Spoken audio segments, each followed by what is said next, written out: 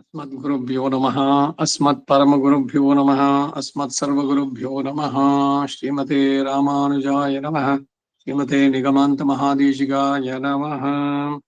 रामानुजदयापात्रं ज्ञानवैराग्यभूषणं श्रीमद्वेङ्कटनाथार्यं वन्दे वेदान्तदेशिकं लक्ष्मीनाथसमारम्भां नाथयामनमध्यमाम् अस्मदाचार्यपर्यन्तां वन्दे गुरुपरम्पराम् यो नित्यमच्युतपदाम्बुजयुग्मरुक्मां व्यामोहतस्तदितराणि तृणाय मेने अस्मद्गुरोर्भगवतोऽस्य दैकसिन्धोः रामानुजस्य चरणौ शरणं प्रपद्ये।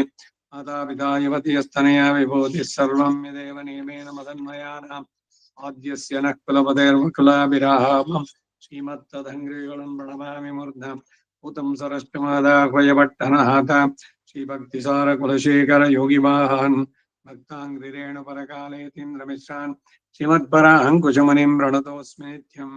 शुक्लाम्बरधरं विष्णुं शशिवर्णं चतुर्भुजं प्रसन्नवदनं ध्यायेत् सर्वविघ्नोपशान्तिये।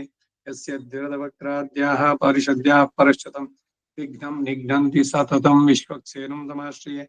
ज्ञानानन्दमयं देवं निर्मलं स्फटिकाकृतिम् आधारं सर्वविद्यानां हयग्रीवम् उपास्महे। श्रीमान् वेङ्कटनाथार्यः कवितार्किककेसरी वेदान्ताचार्यवर्यो मे सन्निधत्तां सदा हृदि।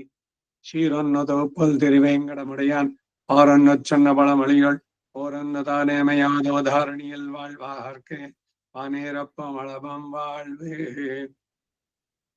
அத ஸ்ரீமத் வேதாந்த தேசிகன் அருளிச் செய்த ரகசியங்களில் பிரதம ரகசியமான சம்பிரதாய பரிசுத்தி அம்பரமென் இறங்கி தளராமனம் தந்தருளால் உம்பர்த்தளம் திருமால் உகந்தேற்கும் உபாயமன்னா நம் பிறவித்துயர் மாத்திய ஞான பெரும் தகவோர் சம்பிரதாய மொன்னீஷதிற்கும் நெறிசார்ந்தனமே.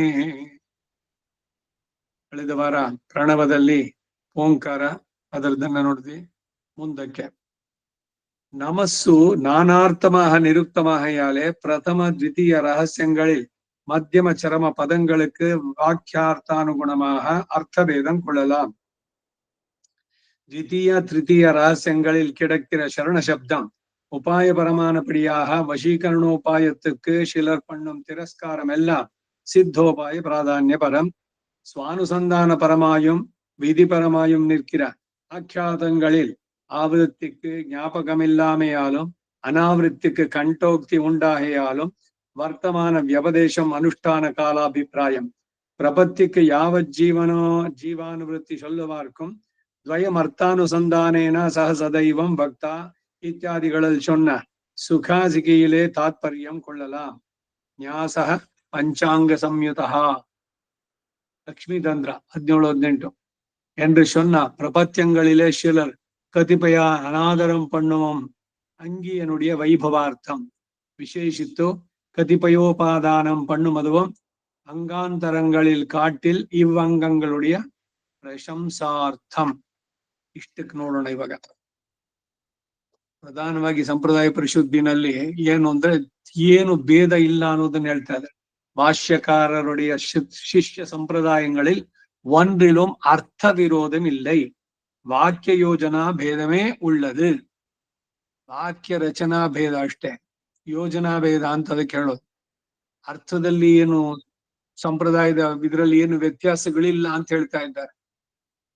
ನೋಡಿ ಎಷ್ಟು ಉದಾತ್ತವಾದಂತಹದ್ದು. ಅವರು ತೆಂಗಲೆ, ಇದು ಬೆಳಗಲೆ, ಅದು ಸೋಮಾಸಿ ಅಣ್ಣನು, ಇದು ಜೀಯರು, ಈ ತರ ಬೇರೆ ಬೇರೆ ಅವ್ರವ್ರದೇ ಬೇರೆ ಬೇರೆ ಅಲ್ಲ. ಎಲ್ರಿಗೂ ಕೂಡ ಗುರುಗಳು ರಾಮಾನುಜರೇನೆ. ಅವ್ರು ಹೇಳಿದ್ದೇನೆ ಎಲ್ರೂ ಒಪ್ಕೊಂಡಿರೋದು. ತತ್ವ ಹಿತ ಪುರುಷಾರ್ಥಗಳಲ್ಲಿ ಏನು ವ್ಯತ್ಯಾಸ ಇಲ್ಲ. ಯೋಜನಾ ಭೇದ ಅನ್ನೋದು ಮಾತ್ರ ಇಲ್ಲಿ ಹೇಳ್ತಾ ಇರೋದು. ಈಗ ಅಥರ್ವ ಶಿರಸ್ಸಾದಂತಹ ನಾರಾಯಣ ಉಪನಿಷತ್ತು, ಏತದ್ ಅಥರ್ವ ಶಿರೋ ಯೋಧೀತೆ, ಅದರಲ್ಲಿ ಪ್ರತ್ಯಗಾನಂದಂ ಬ್ರಹ್ಮ ಪುರುಷಂ ಪ್ರಣವ ಸ್ವರೂಪಂ, ಆನಂದದ ಸ್ವರೂಪ ಅವನು ಹೇಗಿದ್ದಾನೆ, ಅವನ ಸ್ವರೂಪ ಅಂದ್ರೆ ಪ್ರಣವ ಸ್ವರೂಪ. ಅದು ಹೇಗೆ ಅಂದ್ರೆ ಅಕಾರ ಬುಕಾರ ಮಕಾರ ಯತಿ, ಅಲ್ಲಿ ಬರುವಂತದ್ದು. ಆಮೇಲೆ ಈ ಅಷ್ಟಾಕ್ಷರಿಯಲ್ಲಿ 3 ಪದಗಳಿದೆ. ಓಂ ಇತ್ಯೇಕ ಅಕ್ಷರಂ, ನಮ ಇತಿ 2 ಅಕ್ಷರೇ, ನಾರಾಯಣ ಏತಿ 5 ಅಕ್ಷರಾಣಿ. ಆ ವಿವರಣೆಯನ್ನು ಹೇಳ್ತಾ ಇಲ್ಲಿ ಬರ್ತಾ ಇದೆ. ನಮಃ 2ನೇ ಪದ ಇದು. ಓಂಕಾರದ್ದು ಆಯಿತು. ಎಲ್ಲವೂ ಪ್ರಣವದಲ್ಲಿ ಇದೆ. ಸರ್ವೇ ವೇದಾಹ ಯತ್ ಪದಮಾವನಂತಿ ತಪಾಂಸಿ ಸರ್ವಾಣಿ ಚ ಯದ್ ವದಂತಿ ಯದಿಚ್ಛಂತೋ ಬ್ರಹ್ಮಚರ್ಯಂ ಚರಂತಿ ತತ್ತೇ ಪದಂ ಸಂಗ್ರಹೇಣ ಬ್ರವೀಮಿ ಓಂ ಇತ್ಯೇತದೆ. ಯಮ ನಚಿಕೇತನಿಗೆ ಕಠೋಪನಿಷತ್ನಲ್ಲಿ ಹೇಳಿದ ಮಾತು, ಭಗವದ್ಗೀತೆನಲ್ಲಿ ಕೃಷ್ಣ ಅರ್ಜುನ ಹೇಳಿದ ಮಾತು. ಈ ಅಷ್ಟಾಕ್ಷರಿಯ ಜಪ, ಅಷ್ಟಾಕ್ಷರಿಯ ಸಂದೇಶ ಏನು? ಆ ಪ್ರಣವ ಸ್ವರೂಪಿಯಾದ ಭಾಗವಂತನಿಗೆ ನಮಃ, ಅದರಲ್ಲಿ ಮಹ ನ ಅನ್ನುವಂಥದ್ದು. ಹಾಗಾದ್ರೆ ಇವನು ಯಾರಿಗೆ ಸೇರಿದವನು? ನಾನು ನನ್ನವನಲ್ಲ, ನಾನು ಭಗವಂತನಿಗೆ ಸೇರಿದವನು ಅನ್ನೋದನ್ನ ಸ್ಪಷ್ಟವಾಗಿ ಹೇಳ್ಬೇಕಾದ್ರೆ, ಅಹಂ ನಾರಾಯಣಾಯ ಭವೇಯಂ ನ ಮಮಸ್ಯಾಂ, ಇದು ಅರ್ಥ ಅಷ್ಟಾಕ್ಷರಿ ಇದರಲ್ಲಿ. ಸೊ ಪ್ರತಿದಿನ ಹೇಳೋದು. ಸುಮ್ಮನೆ ಕನ್ನಡದಲ್ಲಿ ಹೇಳೋದ್ರೆ ನಾನು ನನ್ನವನಲ್ಲ, ನಾನು ನಾರಾಯಣನಿಗೆ ಸೇರಿದವನು. ಅದನ್ನೇ 108 ಬಾರಿ ಜಪಿಸುವಂತ. ಕನ್ನಡದಲ್ಲಿ ಹೇಳ್ಬೋದು ಅಂತಂದ್ರೆ ಯಾವ್ದನ್ನ ಯಾವ ಪದಗಳಲ್ಲಿ ಇದರಲ್ಲಿ ಹೇಳಿದ್ರೆ ಅದರಲ್ಲಿ ಆ ವೀರವತ್ತಮಂ ಯಶಸ್ಸು ಪ್ರತಿಯೊಂದು ಕೂಡ. ಈಗ ದಿವ್ಯ ಪ್ರಬಂಧ ಕನ್ನಡದಲ್ಲಿ ಅನುಸಂಧಾನ ಮಾಡ್ತೀನಿ ಅಂದ್ರೆ ಮಾಡ್ಬೋದು, ಆದ್ರೆ ದಿವ್ಯ ಪ್ರಬಂಧ ಉಂಟಾಗಿದ್ದು ತಮಿಳ್ ಭಾಷೆನಲ್ಲಿ. ಸೊ ಅವ್ರು ಏನ್ ಹೇಳಿದ್ರು ಆಳ್ವಾರ್ಗಳು, ಆ ರೀತಿ ಹೇಳಿದ್ರೆ ಅದರ ಫಲ. ಈಗ ಎಲ್ಲದಕ್ಕೂ ಅನ್ವಯ. ಈಗ ಸಂಸ್ಕೃತ ಬೇಡ, ಎಲ್ಲ ಬರೀ ಕನ್ನಡದಲ್ಲಿ ಮಾಡ್ತೀನಿ, ಈ ಕನ್ನಡದಲ್ಲಿ ಪೂಜೆ ಶುರು ಮಾಡೋದಿಲ್ಲ. ಕನ್ನಡದಲ್ಲಿ ಪೂಜೆ ಅರ್ಥಕ್ಕೆ ಸರಿ, ಆದ್ರೆ ಅವ್ರು ಏನ್ ಹೇಳಿದ್ದಾರೋ ಆ ರೀತಿ ನಡೆಸುವಂತೆ ಸರಿ. ಹಾಗೆ ಮಾಡಿದ್ರೇನೆ ಅದು.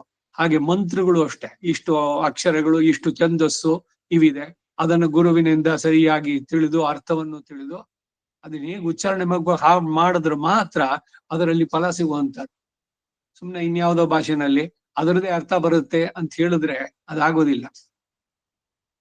ನಮಃ ಎಂಬ ಶಬ್ದದಲ್ಲಿ ಮಹಾ ಎಂಬುದು ಮ ನ ಎಂಬ ಬೋಧನೆ ಮನ, ಮನಸ್ಸಿಟ್ಟು ಮಾಡೋದು ಬರ್ಬೇಕಾದ್ರೆ ಏನು ಅಂದ್ರೆ ಅದನ್ನ ತಿಳಿಯುವಂತಹದ್ದು ಎಂಬ ಧಾತುವಿನಿಂದ, ಮನ ಅವಬೋಧನೆ, ತಿಳಿ ಎಂಬ ಧಾತುವಿನಿಂದ ಉತ್ಪನ್ನವಾದ ಶಬ್ದ. ತಿಳಿಯುವವನು ಅಥವಾ ಜ್ಞಾತೃವಾದಂತಹ ಜೀವಾತ್ಮ ವಾಚಕವಾದದ್ದು ಈ ನಮಃ. ಮಹ ಎಂಬ ಶಬ್ದ ಮಹ ನ ಅಥವಾ ನಮಃ ಅಂದರೆ ಜೀವಾತ್ಮನು ಅವನಿಗೆ ಸಂಬಂಧಪಟ್ಟದ್ದು ಎಂದು ಹೇಳಲ್ಪಡುತ್ತಿರುವಂತಹ ಚೇತನ ಅಚೇತನ ವಸ್ತುಗಳೆಲ್ಲವೂ ಕೂಡ ಸ್ವರೂಪತಃ ಅವನಿಗೆ ಸಂಬಂಧಪಟ್ಟಿದ್ದಲ್ಲ. ಯಾಕೆಂದ್ರೆ ಜೀವಾತ್ಮ ಅಣುಸ್ವರೂಪ, ಶರೀರವು ಅವಂದಲ್ಲ. ನಂದು, ನಾನು ಅಂದ್ರೆ ನಾವು ಮೊದಲು ಶರೀರವನ್ನೇ ನಾವು ಅಂದ್ಕೊಳ್ತೀವಿ, ಆ ದೇಹಾತ್ಮ ಭ್ರಮೆ ಹೋಗ್ಬೇಕು. ಎರಡನೇದು, ಇದು ನಂದು ಅಲ್ಲ, ಸೊ ಈ ಅಹಂಕಾರ ಮಮಕಾರ ಬಿಡಿ ಬಿಡಿ ಅಂತ ಹೇಳಿದ್ರೆ ಏನು ಅಂದ್ರೆ ಇದೇನೆ, ಈ ಜೀವಾತ್ಮ ಭಗವಂತನಿಗೆ ಶರೀರ, ಅವನಿಗಾಗಿಯೇ ಇರುವಂತಹದ್ದು. ಅದಕ್ಕೆ ಸ್ವತಃ ಸಪರೇಟ್ ಎಕ್ಸಿಸ್ಟೆನ್ಸು, ಅದಕ್ಕೆ ನನಗೆ ಸ್ವಂತ, ನನಗ್ ಸ್ವಲ್ಪ ಅವಪಕ್ಕೆ ಇರ್ಲಿ, ಈ ತರದೆಲ್ಲ ಏನೂ ಇಲ್ಲ. ಇವನಿರೋದೇ ಪೂರ್ಣವಾಗಿ ಭಗವಂತನಿಗೆ. ಈಗ ಶರೀರಕ್ಕೆ ಅಂತ ಸಪರೇಟ್ ಆಗಿ ಏನಾದ್ರು ಉಂಟಾ? ಆತ್ಮಕ್ಕೆ ಒಂದ್ ಸ್ವಲ್ಪ ತಿನ್ಸಿ, ನಾನ್ ಶರೀರಕ್ಕೆ ಅಂತ ಬೇರೆ ಬೇರೆ ಅಂತ ಏನಾದ್ರು ಇದೆಯಾ? ಹಾಗ ಒಂದ್ ವೇಳೆ ಇದ್ರೆ ಶರೀರದಲ್ಲಿ ಆತ್ಮ ಇಲ್ಲ, ಇವಾಗ ಬರೀ ಶರೀರ ಇದೆ, ತಿನ್ನು ಅಂತ ಹೇಳಿ ತಿನ್ನುತ್ತೇನು? ಅದನ್ನ ಅಷ್ಟು ದಿವಸ ರಕ್ಷಿಸಿದ್ದು, ಅದನ್ನ ಅದು ಕೊಳೆಯದಂತೆ ಮಾಡಿದ್ದು, ಅದಕ್ಕೆ ಆಧಾರವಾಗಿದ್ದು ಎಲ್ಲವೂ ಯಾರು? ಒಳಗಿದ್ದ ಆತ್ಮ. ಹಾಗೆ ಈ ಜೀವಾತ್ಮ ಭಗವಂತನಿಗೆ ಶರೀರ. ಇದನ್ನೇನೆ ನಾವ್ ಹೇಳೋದು ನಮಗೆ ಯಾವ ಸ್ವಾತಂತ್ರ್ಯನೂ ಇಲ್ಲ ಅಂತ ಹೇಳುವಂತದ್ದು. ಆ ನ್ಯಾಸ ದಶಕದಲ್ಲಿ ಅಹಂ ಮದ್ರಕ್ಷಣ ಬರೋ ಮದ್ರಕ್ಷಣ ಫಲಂ ತತ ನ ಮಾಮ ಶ್ರೀಪತೇರೇವೇತಿ ಆತ್ಮಾನಂ ನಿಕ್ಷಿಪೇತ್ ಬುಧಃ. ವಿವೇಕಿಗಳಾದವರು ಆತ್ಮ ನಿಕ್ಷೇಪ, ಈ ಆತ್ಮ ಭಗವಂತನಿಗೆ ಸೇರಿದ್ದು ತಪ್ಪಾಗಿ ತಿಳಿದಿದ್ದೆ, ಅದು ನಂದು ಅಂತ, ಈ ಶರೀರವೇ ನಾನು ಅಂತ ಈ ಎರಡು ಭ್ರಮೆ ಹೋಗಿದೆ ಇವಾಗ ಆಚಾರ್ಯನ ಕೃಪೆಯಿಂದ. ಈ ಆತ್ಮ ಭಗವಂತನಿಗೆ ಸೇರಿದ್ದು ಅಂತ ಹೇಳಿದ್ಮೇಲೆ ಏನು ಮಾಡಿದ್ರು ಕೂಡ ಎಲ್ಲ ಭಗವಂತನಿಗಾಗಿ. ಆ ರೀತಿ ಜೀವಾತ್ಮ ವಾಚಕವಾದದ್ದು ಮಹಾ ಎಂಬ ಶಬ್ದ. ನ ಮಹ ನ ಅಥವಾ ನ ಮಹ ಅಂದ್ರೆ ಜೀವಾತ್ಮನು ಅವನಿಗೆ ಸಂಬಂಧಪಟ್ಟದ್ದು ಎಂದು ಹೇಳ್ತಾ ಇರುವಂತಹ ಚೇತನ ಅಚೇತನ ವಸ್ತುಗಳೆಲ್ಲವೂ ಕೂಡ ಸ್ವರೂಪದ ಅವನಿಗೆ ಸಂಬಂಧಪಟ್ಟಿದ್ದಲ್ಲ. ಹಾಗಾದ್ರೆ ಇನ್ಯಾರಿಗಿದು ಅಂತಂದ್ರೆ ಮೇಲೆ ಹೇಳಿದಂತ ಮೂರನೇ ಪದ ಇದೆಯಲ್ಲ, ನಾರಾಯಣಾಯ. ಈ ನಾರಾಯಣಾಯ, ಆಯ ಎಂಬ ಚತುರ್ಥಿ ವಿಭಕ್ತಿ ಪ್ರತ್ಯಯದಿಂದ ನಾರಾಯಣನಿಗೇ ಸೇರಿದ್ದು ಅನ್ನುವುದು ಸ್ಪಷ್ಟವಾಗಿ ಬರುವಂತಹದ್ದು. ನಾರಾಯಣಾಂ ಅಯನಂ ಅಸೌ ಇತಿ ನಾರಾಯಣ. ಇದು ಒಂದು ರೀತಿಯ ಇದು ತತ್ಪುರುಷ ಸಮಾಸದಲ್ಲಿ. ಇನ್ನೊಂದು ನಾರಾಹ ಏವ ಅಯನಂ ಯಸ್ಯ ಸಹ. ಚೇತನ ಅಚೇತನವಾದಂತಹ ಜಗತ್ತು ಯಾರಿಗೆ ವಾಸಸ್ಥಾನವೋ ಅವನು ನಾರಾಯಣ. ಎಲ್ಲ ಚೇತನರಿಗೆ ನಾರಾಹ ಅಂತಂದ್ರೆ ಎಲ್ಲರೂ ಚೇತನರು, ಪುರುಷ ಸ್ತ್ರೀ ಅಂತಲ್ಲ, ಎಲ್ಲ ಆಲ್ ಲಿವಿಂಗ್ ಕ್ರೀಚರ್ಸ್ ಎಲ್ಲರಿಗೂ. ಅಯನ ಅಂದ್ರೆ ಫೈನಲ್ ಗುರಿ. ಆಯತನವಾನ್ ಭವತಿ, ಆಶ್ರಯ, ಫೈನಲ್ ಡೆಸ್ಟಿನೇಷನ್ ಎಲ್ಲವೂ ಅವನೇ ನಾರಾಯಣ ಅಂತ ಹೇಳುವಂತ. ಹಾಗೆ ಇಲ್ಲಿ ಸೇರಿದ್ದು ಅನ್ನೋದು ಸ್ಪಷ್ಟವಾಗಿ ತಿಳಿದು ಬರುತ್ತೆ. ಒಟ್ಟಿನಲ್ಲಿ ಈ ಮೂರು ಪದಗಳಿಂದ ಕೂಡಿದಂತಹ ಈ ಅಷ್ಟಾಕ್ಷರ ಮಹಾಮಂತ್ರದಲ್ಲಿನ ಪ್ರಣವದ ಆಕಾರ ಮತ್ತು ನಾರಾಯಣ ಶಬ್ದದಲ್ಲಿ ನಾವು ಪಡೆಯಬೇಕಾದ ಪರಬ್ರಹ್ಮದ ಸ್ವರೂಪ ಅರ್ಥಪಂಚಕಕ್ಕೆ ಅನ್ವಯ ಮಾಡಿದ್ರೆ ಪ್ರಾಪ್ಯಸ್ಯ ಬ್ರಹ್ಮಣಃ ರೂಪಂ, ಮತ್ತು ಅವನೇ ನಮಗೆ ಗತಿ ಅಥವಾ ಉಪಾಯ, ಪ್ರಾಪ್ತಿ ಉಪಾಯಂ ಎಂಬ ಅರ್ಥವನ್ನ ಪ್ರಣವದ ಮಾ ಮತ್ತು ಉಕಾರಗಳಲ್ಲಿಯೋ ನಾಮಃ ಶಬ್ದದಲ್ಲಿಯೋ ಮತ್ತು ನಾರಾಯಣಾಯ ಎಂಬಲ್ಲಿನ ಚತುರ್ಥಿ ವಿಭಕ್ತಿ ಪ್ರತ್ಯಯದಲ್ಲೂ ಕೂಡ ಪರಬ್ರಹ್ಮ ಸಾಕ್ಷಾತ್ಕಾರವನ್ನ ಅಥವಾ ತಾನು ಮಾಡುವ ಉಪಾಯದಿಂದ ಫಲವನ್ನು ಪಡೆಯುವ ಜೀವಾತ್ಮನ ಸ್ವರೂಪ ಪ್ರಾಪ್ತ್ಯುಶ್ಚ ಪ್ರತ್ಯಗಾತ್ಮನಃ, ಒಟ್ಟಾರೆ ಟೋಟಲಿ ತೋರಿ ಬರುವ ಅರ್ಥವಾದಂತಹ ಚೇತನ ಅಚೇತನಾತ್ಮಕವಾದಂತಹ ಪ್ರಪಂಚ ಇರೋದೇ ಇದಕ್ಕೆ ಸ್ವಾಮಿಯಾದ ಶ್ರೀಮನ್ ನಾರಾಯಣನಿಗೋಸ್ಕರವೇ, ಜೀವಾತ್ಮನಿಗಲ್ಲ. ಇಲ್ಲಿನ ಭೋಗ ಸಾಮಗ್ರಿಗಳು, ನನ್ನ ಎಂಜಾಯ್ಮೆಂಟ್ಗೆ, ನನ್ನ ಮನೆ, ನನ್ನ ನಾಲಿಗೆಗೆ ಇಷ್ಟವಾದ ರುಚಿಗಳು, ನನ್ನ ಇಷ್ಟ ಅನಿಸಿಕೆಗಳು, ಇವೆಲ್ಲ ಮೂರ್ಖತನದ ಪರಮಾವಧಿ. ಶರೀರವೇ ನಾನು ಅನ್ನೋ ಭ್ರಮೆನಲ್ಲಿ ಇದ್ದಾಗಿದು ಅಲ್ಲ. ಇವೆಲ್ಲವೂ ಕೂಡ ಭಗವಂತನಿಗೆ, ನಾವಿರೋದು ಭಗವಂತನಿಗೆ. ಯದಷ್ಟಾದಿ ಯತ್ ಪಿಬತಿ ತದಸ್ಯ ಸೋಮಪಾನ. ಆ ಒಂದು ಯಜ್ಞ, ಬಾಳೆ ಒಂದು ಯಜ್ಞ, ಸಮಸ್ತವೂ ಕೂಡ ಭಗವಂತನಿಗೆ ಸಮರ್ಪಣೆ ಆಗ್ಬೇಕು. ಅದಕ್ಕಾಗಿ ಪ್ರತಿ ಒಂದು ಕ್ಷಣದಲ್ಲೂ ಅವನನ್ನು ನೆನೆಸ್ಕೊಳ್ಳಿ. ಎಲ್ಲ ಕೆಲಸದ ಆರಂಭದಲ್ಲಿ ಸ್ವಪ್ರೀತಿಯ ಸ್ವಯಮೇವ ಪ್ರತಿಯ ಪಾದಯತೆ, ಎಲ್ಲಾದ್ಮೇಲೆ ಸ್ವಯಮೇವ ಕಾರಿತವಾನ್. ಹೀಗೆ ನಡೆಸಿದ್ದೆ ಆದರೆ ಆ ಬಾಳು ಒಂದು ಯಜ್ಞ, ಅದು ಜ್ಞಾನ ಯಜ್ಞ. ಅದರಲ್ಲಿ ಕಡೆಯಲ್ಲಿ ಮರಣ ಅನ್ನೋದು ಅವಭೃತ ಸ್ನಾನ. ಇಲ್ಲಿ ದುಃಖ, ಅಯ್ಯೋ ಏನೋ ಹೋಗ್ಬಿಡ್ತು, ಏನಿಲ್ಲ, ಎಲ್ಲವೂ ಕೂಡ ಅವನಿಗೆ ಸಮರ್ಪಣೆ. ಅವಭೃತ ಸ್ನಾನ ಎನ್ ಮರಣಂ ತದವಭೃತಂ. ಅದರಿಂದ ಯಾವುದು ಕೂಡ ಈ ಪ್ರಾಪಂಚಿಕವಾದ ವಸ್ತುಗಳೇನೇನಿದೆ, ಮೆಟೀರಿಯಲ್ ಇದೆಲ್ಲ, ಇದೆಲ್ಲ ಜೀವಾತ್ಮನಿಗಲ್ಲ. ಮತ್ತೆ ನಾವೆಲ್ಲ ಮಾಡಿ ಇಟ್ಕೊಳ್ಳೋದು ಏನು ಅಂತಂದ್ರೆ ಇದಕ್ಕೆ ಅವನಿಗೆ ಸಮರ್ಪಣೆ ಮಾಡೋದಕ್ಕೆ. ನಮ್ಮ ಕರ್ಮಾಯತ್ತವಾಗಿ ಏನೇನು ನಮಗೆ ಏನ್ ಸಿಗುತ್ತೋ ಇಲ್ಲಿ ಅವೆಲ್ಲ ಎಲ್ಲವೂ ಅವನಿಗೆ ಸಮರ್ಪಣೆ ಆಗ್ಬೇಕು. ಅದಕ್ಕೇನು ಹೇಳೋದು, ಅದೇನು ಭಗವಂತ ಈ ತರ ಮಾಡಿ ಇಟ್ಕೊಂಡಿದ್ದು ಅವ್ನು ಪಾರ್ಷಿಯಲ್ ಅಲ್ವಾ, ತುಂಬಾ ಸೆಲ್ಫಿಶ್ ಅಲ್ವಾ, ಎಲ್ಲವನ್ನು ಅವನಿಗೆ ಮೊದಲು ಕೊಡ್ಬೇಕು, ಎಲ್ಲ ಅವನನ್ನೇ ಜಬೇಕು.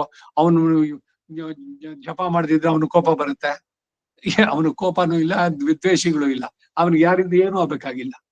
ಈಗೆಲ್ಲ ಮಾಡೋದು ನಮ್ಮ ಉದ್ಧಾರಕ್ಕೆ ನಾವು ಮಾಡ್ಕೊಳ್ಳೋದು ಅಷ್ಟೇನೆ. ಹೀಗೆ ಈ ಕಾರಣದಿಂದಾನೇ ಇದರಲ್ಲಿ ವಿಶಿಷ್ಟಾದ್ವೈತ ನಮ್ಮ ಸಂಪ್ರದಾಯದಲ್ಲಿ ನಮ್ಗೆ ಯಾವ ಹರಕೆ ಇದು ಅದು ಕೊಟ್ರೆ ಇದು ಮಾಡ್ತೀನಿ, ಬಿಸ್ನೆಸ್ ಮಾಡೋದು ಬೇಡ ಭಗವಂತನ ಹತ್ರ. 5 ತೆಂಗಿನಕಾಯಿ ಹೊಡಿತೀನಿ, ಬೆಳ್ಳಿ ದೀಪದಲ್ಲಿ ತುಪ್ಪ ದೀಪ ಹಚ್ತೀನಿ, ಇಲ್ಲ ಮೇಲ್ಕೋಟೆನಲ್ಲಿ ಮೆಟ್ಲು ತೆಂಗಿನಕಾಯಿ ಹೊಡಿತೀನಿ. ಏನಿದೆಲ್ಲ, ಇವೆಲ್ಲ ತಿಳಿದವ್ರು ಇದೆಲ್ಲ ಆಚರಣೆ ಮಾಡಬಾರ್ದು ಖಂಡಿತ. ಭಗವಂತ ಸಮರ್ಪಣೆಯಾಗಿ ಮಾಡಿ, ನೀವು ಬರೀ ಮೆಟ್ಲು ತೆಂಗ್ 350 ಬೇಡ 700 ಹೊಡಿರಿ. ಆದ್ರೆ ಇದನ್ ಮಾಡಿದ ತಕ್ಷಣ ನೀನೇನೋ ಕೊಡು, ಏನ್ ಅವನ ಹತ್ರ ಬಿಸ್ನೆಸ್ ಮಾಡೋದು, ನಾವಿರೋದು ಅವನ್ ಕೈ ಕರಿಯಕ್ಕೆ, ಅವನೇನ್ ಕೊಟ್ನೋ ಅದನ್ನ ಮಹಾಪ್ರಸಾದ ಅಂತ ತಗೊಳೋಕೆ, ನೋ ರಿಗ್ರೆಟ್ಸ್, ಯಾರ ಜೊತೆನೂ ಕಂಪೇರ್ ಮಾಡೋದು ಅಲ್ಲ. ಏನ್ ಅವನ್ ಕೊಟ್ಟಿದ್ದಾನೆ ನನ್ಗೆ ಇಷ್ಟೇನೆ ಅಂತಂದ್ರೆ ನಾ ಮಾಡಿ ಹಿಂದಿನ ಜನ್ಮದಲ್ಲಿ ನನ್ನ ಕರ್ಮದ ಪ್ರಕಾರ ಕೊಟ್ಟಿದ್ದಾನೆ, ಸುಖವೋ ದುಃಖವೋ ಎಲ್ಲ ಕೊಟ್ಟಿಟ್ಟಿದ್ರೆ ಉಂಟು. ಆದ್ರೆ ಜ್ಞಾನ ಏನು ಅಂದ್ರೆ ಎಲ್ಲವೂ ಅವನಿಗೆ ಸಮರ್ಪಣೆ ಮಾಡ್ಬೇಕಾಗ, ಅದ್ ಏನ್ ಕೊಡ್ತಾನೋ ಏನ್ ಮಾಡ್ತಾನೋ ಎಲ್ಲವೂ ಅವನಿಗೆ. ಕೆರೆಯ ನೀರನ್ನು ಕೆರೆಗೆ ಚೆಲ್ಲಿ, ಆ ದಾಸರ ಹಾಡಿನಲ್ಲಿ ಇದೇನೆ, ಅವನು ಕೊಟ್ಟಿದ್ದನ್ನು ಅವನಿಗೇನೆ ಉಪಯೋಗಿಸಿ.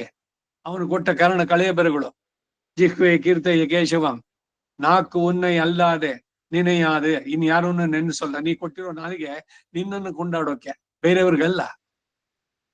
ಆಚಾರವಿಲ್ಲದ ನಾಲಿಗೆ, ನಿನ್ನ ನೀಚ ಬುದ್ಧಿಯ ಬಿಡೋ ನಾಲಿಗೆ, ಅವನನ್ನು ಕೊಂಡಾಡೋಕೆ ನಿನಗಿರೋದು ನಾಲಿಗೆ, ಟೀಕೆ ಮಾಡೋದಕ್ಕಲ್ಲ.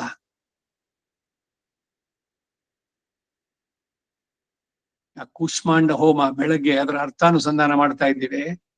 ಎಷ್ಟು ಸುಂದರವಾಗಿದೆ ಗೊತ್ತಾ, ಜನ್ಮ ಜನ್ಮಾಂತರದಲ್ಲಿ ಮಾಡಿದಂತಹದ್ದು, ಏನೇನು ಯಾವ ರೀತಿನಲ್ಲಿ ಯಾರ್ಯಾರಿಗೆ ಮಾಡಿದ್ದು. ಪ್ರಾಯಶ್ಚಿತ್ತ ಅನ್ನೋದು ಎಷ್ಟು ಬಹಳ ಮುಖ್ಯವಾಗಿ ಬೇಕಾಗುತ್ತೆ ಅನ್ನೋದನ್ನ ಬಹಳ ಸ್ಪಷ್ಟವಾಗಿ ತಿಳಿಸುವಂತಹದ್ದು. ಕೂಷ್ಮಾಂಡ ಹೋಮ ಪ್ರಾಯಶ್ಚಿತ್ತ ಹೋಮಗಳಲ್ಲಿ ಇಟ್ ಈಸ್ ದ ಕಿಂಗ್ ಅಂತ ಹೇಳ್ಬೇಕು. ಗಾಯತ್ರಿ ಅದರಲ್ಲೂ ಆಗತ್ತೆ. ಕುಷ್ಮಾಂಡ ಹೋಮ ಮಾಡ್ಬೇಕಾದ್ರೆ ಬಹಳ ಇದನ್ನ ಹೇಳ್ತಾನೆ. ಎರಡನೇ ಪ್ರಶ್ನೆಯಲ್ಲಿ ಎಷ್ಟೋ ದಿವಸ ಇದಿರ್ಬೇಕು, 1 ತಿಂಗಳು ಉಪವಾಸ, 1 ವರ್ಷ, ಅವೆಲ್ಲ ಏನು ಇಲ್ಲ. ಅರ್ಥಾನುಸಂಧಾನ ನೀವು ನೋಡಿದ್ರೆ, ನಾನು ಜನ್ಮ ಜನ್ಮಾಂತರಗಳಲ್ಲಿ ಮಾಡಿದಂತಹ ಪಾಪಗಳು ಕಾಯ ವಾಚ ಮನಸ ಅಲ್ಲ ಅದು ಹೋಗುತ್ತೆ, ಬಟ್ ಮಾಡೋದಕ್ಕೆ ಸ್ವಲ್ಪ ಬಹಳ ಕಷ್ಟ ಇದ್ದಲ್ವಾ. ಎಷ್ಟೋ ದಿವಸ ನಿಯಮ ಇದಾಗಿರ್ಬೇಕು, ವ್ರತ. ಯಾರು ಹೇಳಿದ್ರು ನಿಮಗೆ? ಅಲ್ಲ ಇದ್ರಲ್ಲಿ ಎರಡನೇ ಪ್ರಶ್ನೆ ಎಲ್ಲ ಬರುತ್ತಲ್ಲ, ಬಂದಿದ್ದಕ್ಕೆ ಇವಾಗ ಅರ್ಥ ಹೇಳ್ತಾ ಇರೋದು. ಆದ್ರೆ ಅದ್ರಲ್ಲಿ ಯಾವುದು ಇಲ್ಲ ಈ ರೀತಿ. ತಿಂಗಳು ಮತ್ತೆ ಇದು ಮೂಲತಃ ಗೋಪಾಲ್ ಕೃಷ್ಣ ಏನು ಅಂದ್ರೆ, ಯಾವುದೇ ಶಾಸ್ತ್ರ ನಮಗೆ ಕಷ್ಟಕರವಾದದ್ದನ್ನ ಭಗವಂತ ಹೇಳೋಲ್ಲ. ಆ ಕಾನ್ಸೆಪ್ಟ್ ಈ ವಾದ್ಯಾರಗಳೆಲ್ಲ ಮಾಡಿಟ್ಟಿರೋದು ಅಷ್ಟೇ. ಈಗ ಈ ಕೂಷ್ಮಾಂಡ ಹೋಮ ನಾನು ಅನೇಕ ಮಾಡಿಸಿದ್ದೀನಿ. ನಮ್ ಗುರುಗಳು ಹೇಳಿದೆ, ಇದ್ರಲ್ಲಿ ಹೋಗ್ರಿ ಅಲ್ಲಿ ಕೂಷ್ಮಾಂಡ ಹೋಮ ಮಾಡಿಸ್ಬಿಟ್ಟು ಬನ್ನಿ ಅಂತ ಕೈನಲ್ಲಿ ಎಲ್ಲ ಬರ್ಕೊಂಡಿದ್ವಿ ನಾವು ಪುಸ್ತಕದಲ್ಲಿ, ಪ್ರಯೋಗ ಇದ್ರದನ್ನ ಅದ್ರಲ್ಲಿ.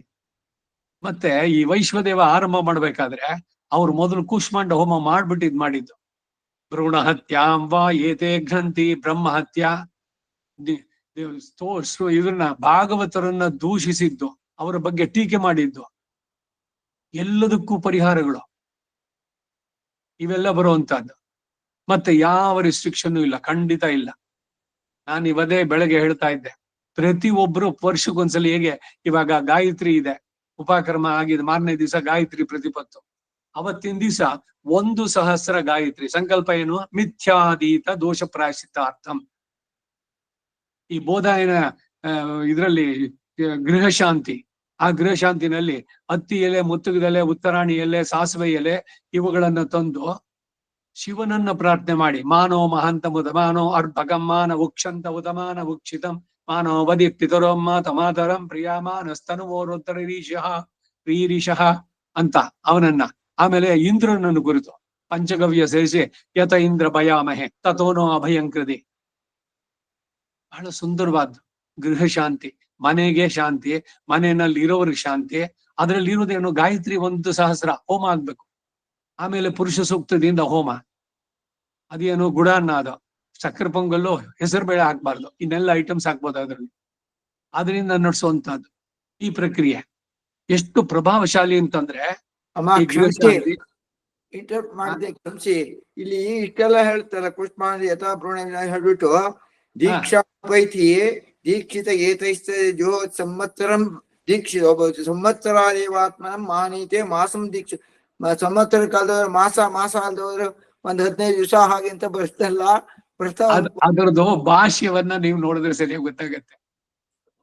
ಕೂಷ್ಮಾಂಡ ಹೋಮಕ್ಕೆ ರಿಸ್ಟ್ರಿಕ್ಷನ್ ಇಲ್ಲ. ದೀಕ್ಷೆ ಅಂದ್ರೆ ಪ್ರತಿಯೊಂದಕ್ಕೂ ಏನು ನಾವು ಇದ್ ಮಾಡ್ಬೇಕು. ಇವಾಗ ಸ್ನಾನ ಮಾಡ್ಬಿಟ್ಟು ಮಾಡಿ, ಅಯ್ಯೋ ಅದೆಲ್ಲ ಮಾಡ್ಬೇಕು ಅಂತ ಕೇಳ್ಬಾರ್ದಷ್ಟೇ. ಇಲ್ಲ ಸ್ವಲ್ಪ ಶ್ರಮಗಳಾಗುವಂಥದ್ದು, ಮಾಡೋಕೆ ಆಗೋಲ್ಲ ಅನ್ನುವಂಥದ್ದಿಲ್ಲ, ಖಂಡಿತ ಇಲ್ಲ. ನೀವು ಭಾಷ್ಯವನ್ನು ಓದಿ.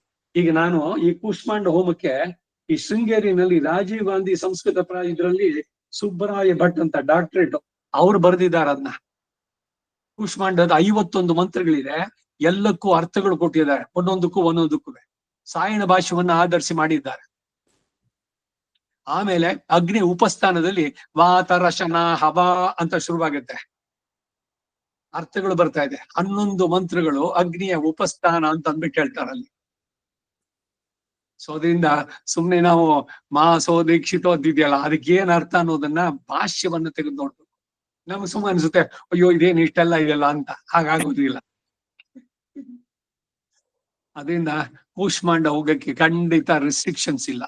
ಎಲ್ಲ ಈಗ ಗಾಯತ್ರಿ ಮಾಡುವಂಗೆ ಮಾಡಿದ್ರೆ ಜನ್ಮಾಂತರಗಳಲ್ಲಿ ಮಾಡಿದಂತಹ ಪಾಪಗಳೆಲ್ಲದರ ಪರಿಹಾರ ಉಂಟಾಗುತ್ತೆ. ಬಹಳ ಸುಂದರವಾಗಿದೆ ಕೂಷ್ಮಾಂಡ ಹೋಮದ್ದು. ಏನು ಅಂದ್ರೆ ತೀವ್ರವಾದ ಪಾಪಗಳು ಇದುಗಳೆಲ್ಲ ಇದ್ದಾಗ ಅವ್ರ ದೋಷ ಇದ್ರದಕ್ಕೆ ಇವ್ರ ಜಾತಕ ಇದನ್ನೆಲ್ಲ ನೋಡಿ, ಇದೇ ರೀ ಇವ್ರಿಗೆ ಯೋಗ ಇದೆ, ವಿವಾಹದ ಯೋಗ ಇದೆ, ಇವ್ರಿಗೇನೋ ಅಡ್ಡಿ ಇದೆ, ಅದಕ್ಕಾಗಿ ಗೃಹ ಶಾಂತಿ ಮಾಡಿ, ಇವೆಲ್ಲ ಕೆಲವೊಂದೆಲ್ಲ ಅವ್ರ ಸಲಹೆ. ಅದೇನು ಅವ್ರಿಗೆ ತಲೆಗೆ ತೋರ್ತಾ ಇತ್ತೋ ಹೇಳ್ತಾ ಇದ್ವಿ. 48 ದಿವಸ 1 ಮಂಡಲ ನರಸಿಂಹ ಸಹಸ್ರನಾಮ ಪಾರಾಯಣ ಮಾಡಿ, 3 ಲಕ್ಷ ಗಾಯತ್ರಿ ಮಾಡಿ, ಸುಂದರಕಾಂಡ ನಿತ್ಯ ದಿವಸ ಪಾರಾಯಣ ಮಾಡಿ, ಕೂಷ್ಮಾಂಡ ಹೋಮ ನಡೆಸಿ, ಇದರಲ್ಲಿ ಧನುಷ್ಕೋಟಿನಲ್ಲಿ ಅಲಹಾಣ ಪುಲ್ಲಾಣಿ ಅಲ್ಲಿ ಹೋಗಿ ಸಂಕಲ್ಪ ಹೇಳಿ ಸ್ನಾನ ಮಾಡಿ ಬನ್ನಿ. ಶ್ರೀಕೂರ್ಮದಲ್ಲಿ ಹೋಗಿ ಅವನಲ್ಲಿ ಅರ್ಚನೆ ಮಾಡಿ ಸಂಕಲ್ಪ ಹೇಳಿಸ್ಬಿಟ್ಟು ಮುಗಿಸ್ಬಿಟ್ಟು ಬನ್ನಿ. ಇವೆಲ್ಲ ಅವ್ರು ಸಾಮಾನ್ಯವಾಗಿ ಕೊಡ್ತಾ ಇದ್ದಿದ್ ಸಜೆಷನ್ಗಳು. ಮಾಡ್ಕೊಂಡು ಬಂದವ್ರಿಗೆ ಅವೆಲ್ಲ ಪರಿಹಾರ ಆಗಿದ್ದು ಉಂಟು. ಈ ರೀತಿ ಪ್ರಾಯಶ್ಚಿತ್ತ ವಿಧಿಗಳಲ್ಲಿ ಕೂಷ್ಮಾಂಡ ಹೋಮ ಬಹಳ ಬಹಳ ಪ್ರಮುಖ ಸ್ಥಾನವನ್ನು ಪಡೆಯುತ್ತೆ. ಅದರ ಅರ್ಥವನ್ನ ನೋಡಿದ್ರೆ ಅಷ್ಟು ಸುಂದರವಾಗಿದೆ. ನೀವು ನಿನ್ನೆ ಮೊನ್ನೆ ಇದ್ರದ್ದೆಲ್ಲ ಈ ಬೆಳಗಿನಲ್ಲಿ ಮಾಡಿದ್ದು ವೇದ ಇದರಲ್ಲಿ ಅದಕ್ಕೆ ಸ್ಪೆಸಿಫಿಕ್ ಆಗಿ ಇವರ ಹತ್ರ ಎಲ್ಲ ರಿಪೀಟ್ ಮಾಡಿಸೋದನ್ನ ಮಾಡ್ಬಿಟ್ಟು ಅರ್ಥಾನುಸಂಧಾನ ಮಾಡಿದ್ದೇನೆ. ಅದು ರೆಕಾರ್ಡ್ ಕೂಡ ಆಗಿದೆ. ನೀವು ನೋಡಿ ಬೆಳಗಿನ ಇದ್ರಲ್ಲಿ ವೇದದ್ದು ಇದ್ರಲ್ಲಿ ನೋಡಿದ್ರೆ ಅರ್ಥದ್ದನ್ನೆಲ್ಲ ನೋಡ್ಬೋದು. ನಾಳೆ ದಿವಸ ಕನ್ಕ್ಲೂಡ್ ಆಗತ್ತೆ. ವೈಶ್ವಾನರ ಒಂದು ಶುರುವಾಗತ್ತೆ. ಪ್ರತಿವೇದ ಯಾಮೋ ಆ ಅನುವಾಕದ ಅರ್ಥವನ್ನು ಹೇಳಿ ಮುಂದಕ್ಕೆ ಬರುತ್ತೆ ಎಲ್ಲ. ಯಾವ್ದೋ ಪಂಚವಾಯೇತೆ ಮಹಾಯಜ್ಞ ಇವೆಲ್ಲ ಮುಂದಕ್ಕೆ ಬರುವಂತದ್ದು. ತೈತರಿಯ ಆರಣ್ಯಕ 2ನೇ ಪ್ರಶ್ನೆ ಅದರಲ್ಲಿ. ಸೊ ಹೀಗೆ ಪ್ರಾಯಶ್ಚಿತ್ತಗಳು ಪ್ರತಿದಿನ ಬೇಕಾ? ನಾವು ಹೇಳ್ಬೇಕಂದ್ರೆ ಪ್ರತಿದಿನ ಮಾಡ್ಬೇಕು ಪ್ರಾಯಶ್ಚಿತ್ತಂ ದಿನೇ. ಈಗ ಪ್ರಾಯಶ್ಚಿತ್ತ ಮಂತ್ರಗಳು: ಅವಿಜ್ಞಾತ ದೋಷ ಪ್ರಾಯಶ್ಚಿತ್ತಾರ್ಥಂ ಅನಾಜ್ಞಾತಾದಿ ಆಹುತಿಂ ಚ ಹೋಷ್ಯಾಮಿ.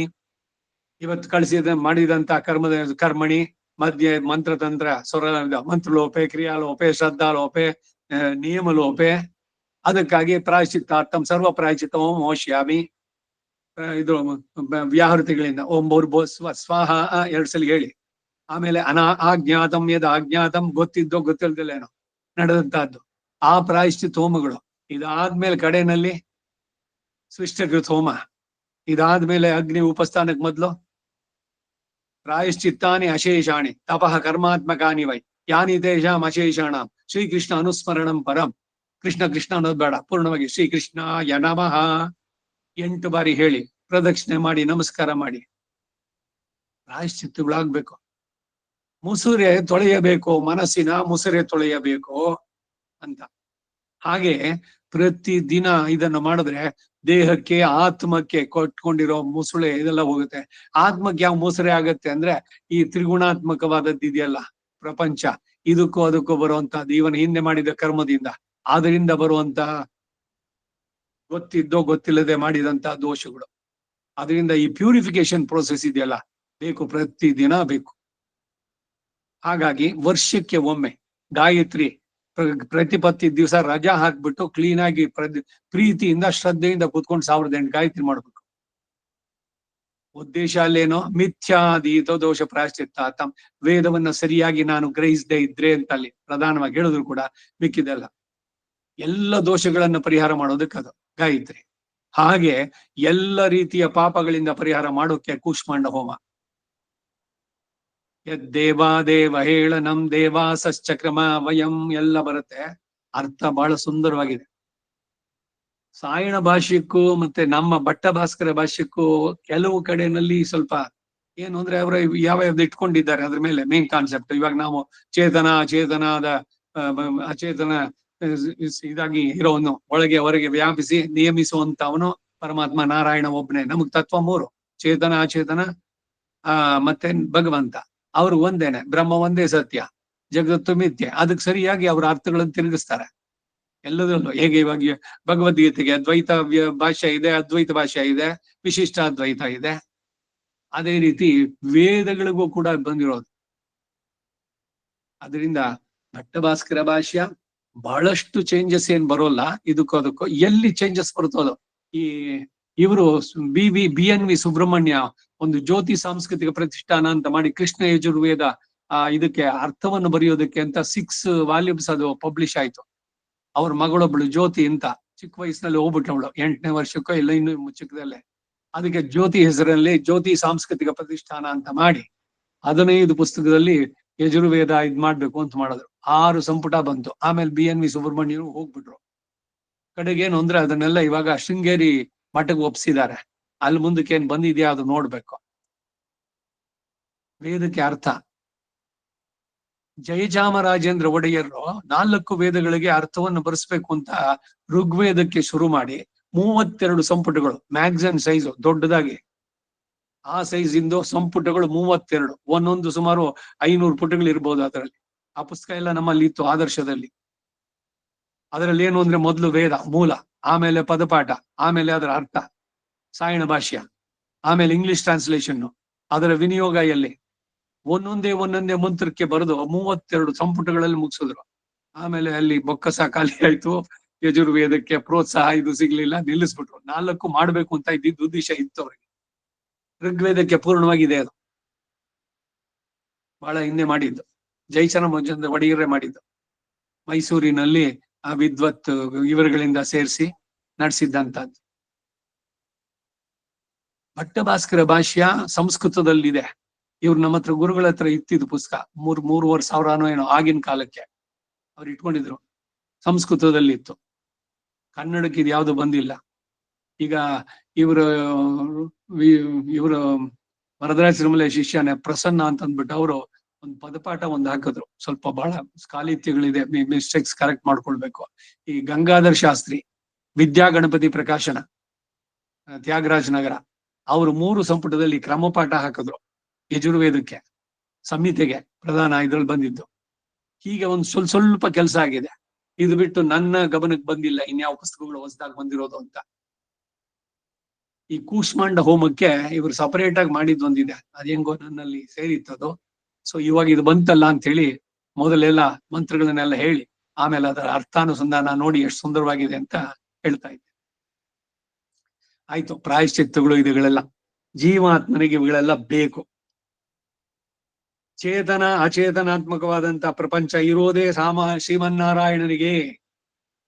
ಆ ನಾರಾಯಣ ಆಯ ಶಬ್ದ ಅವನಿಗೆ, ನ ಅನ್ಯ ಅಂತ, ಬೇರೆಯವ್ರಿಗಲ್ಲ. ಜೀವಾತ್ಮನಿಗೋಸ್ಕರ ಅಂತೂ ಅಲ್ಲ. ಆದ್ದರಿಂದ ಅವನ ಕೈಂಕರ್ಯ, ನಾರಾಯಣನ ಕೈಂಕರ್ಯ ಎಸಗುವುದೇ ಜೀವಾತ್ಮನಿಗೆ ಸ್ವರೂಪ. ಅದು ಇವನಿಗೆ ಸ್ವರೂಪ ಏನು ಅಂದ್ರೆ ಅವನು. ಅದಕ್ಕೆ ಜ್ಞಾನ ಆನಂದಮಯ ಆತ್ಮ ಶೇಷೋ ಹಿ ಪರಮಾತ್ಮನಃ. ಈ ಆತ್ಮ ದೇವನೂ ಅಲ್ಲ, ಮನುಷ್ಯನೂ ಅಲ್ಲ, ಪುರುಷನೂ ಅಲ್ಲ, ಹೆಣ್ಣು ಅಲ್ಲ, ಗಂಡು ಅಲ್ಲ, ನಪುಂಸಕನಲ್ಲ, ಕ್ರಿಮಿ ಅಲ್ಲ, ಕೀಟವಲ್ಲ. ಈ ಆತ್ಮ ಅದು ಆನಂದಮಯ, ಜ್ಞಾನ ಆನಂದಮಯ ಆತ್ಮ ಶೇಷೋ ಹಿ ಪರಮಾತ್ಮನಃ. ಭಗವಂತನಿಗೆ ಶರೀರ ಇದ್ದಂತೆ, ಇವನು ಮಾಡೋದಿಲ್ಲ, ಅವನಿಗಾಗಿ ಆಗ್ಬೇಕು.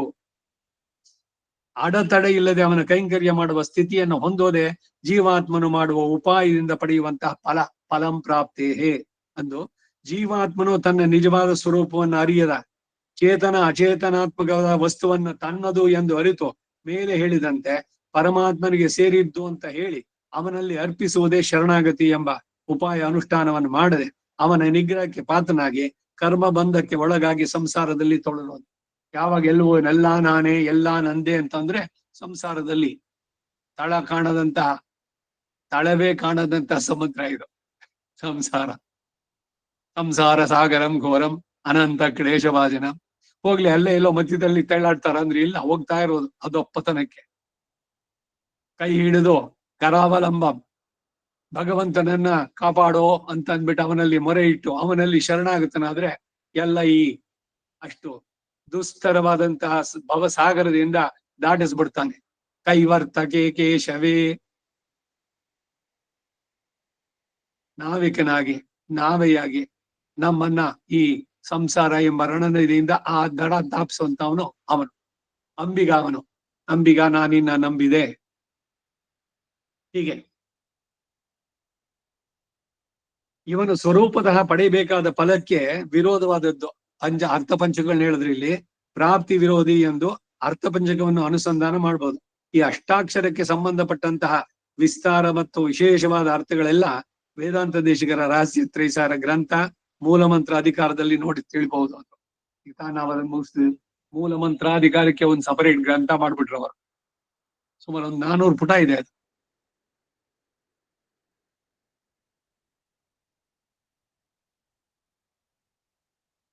ಮುಂದಕ್ಕೆ ಹೋಗೋಣ.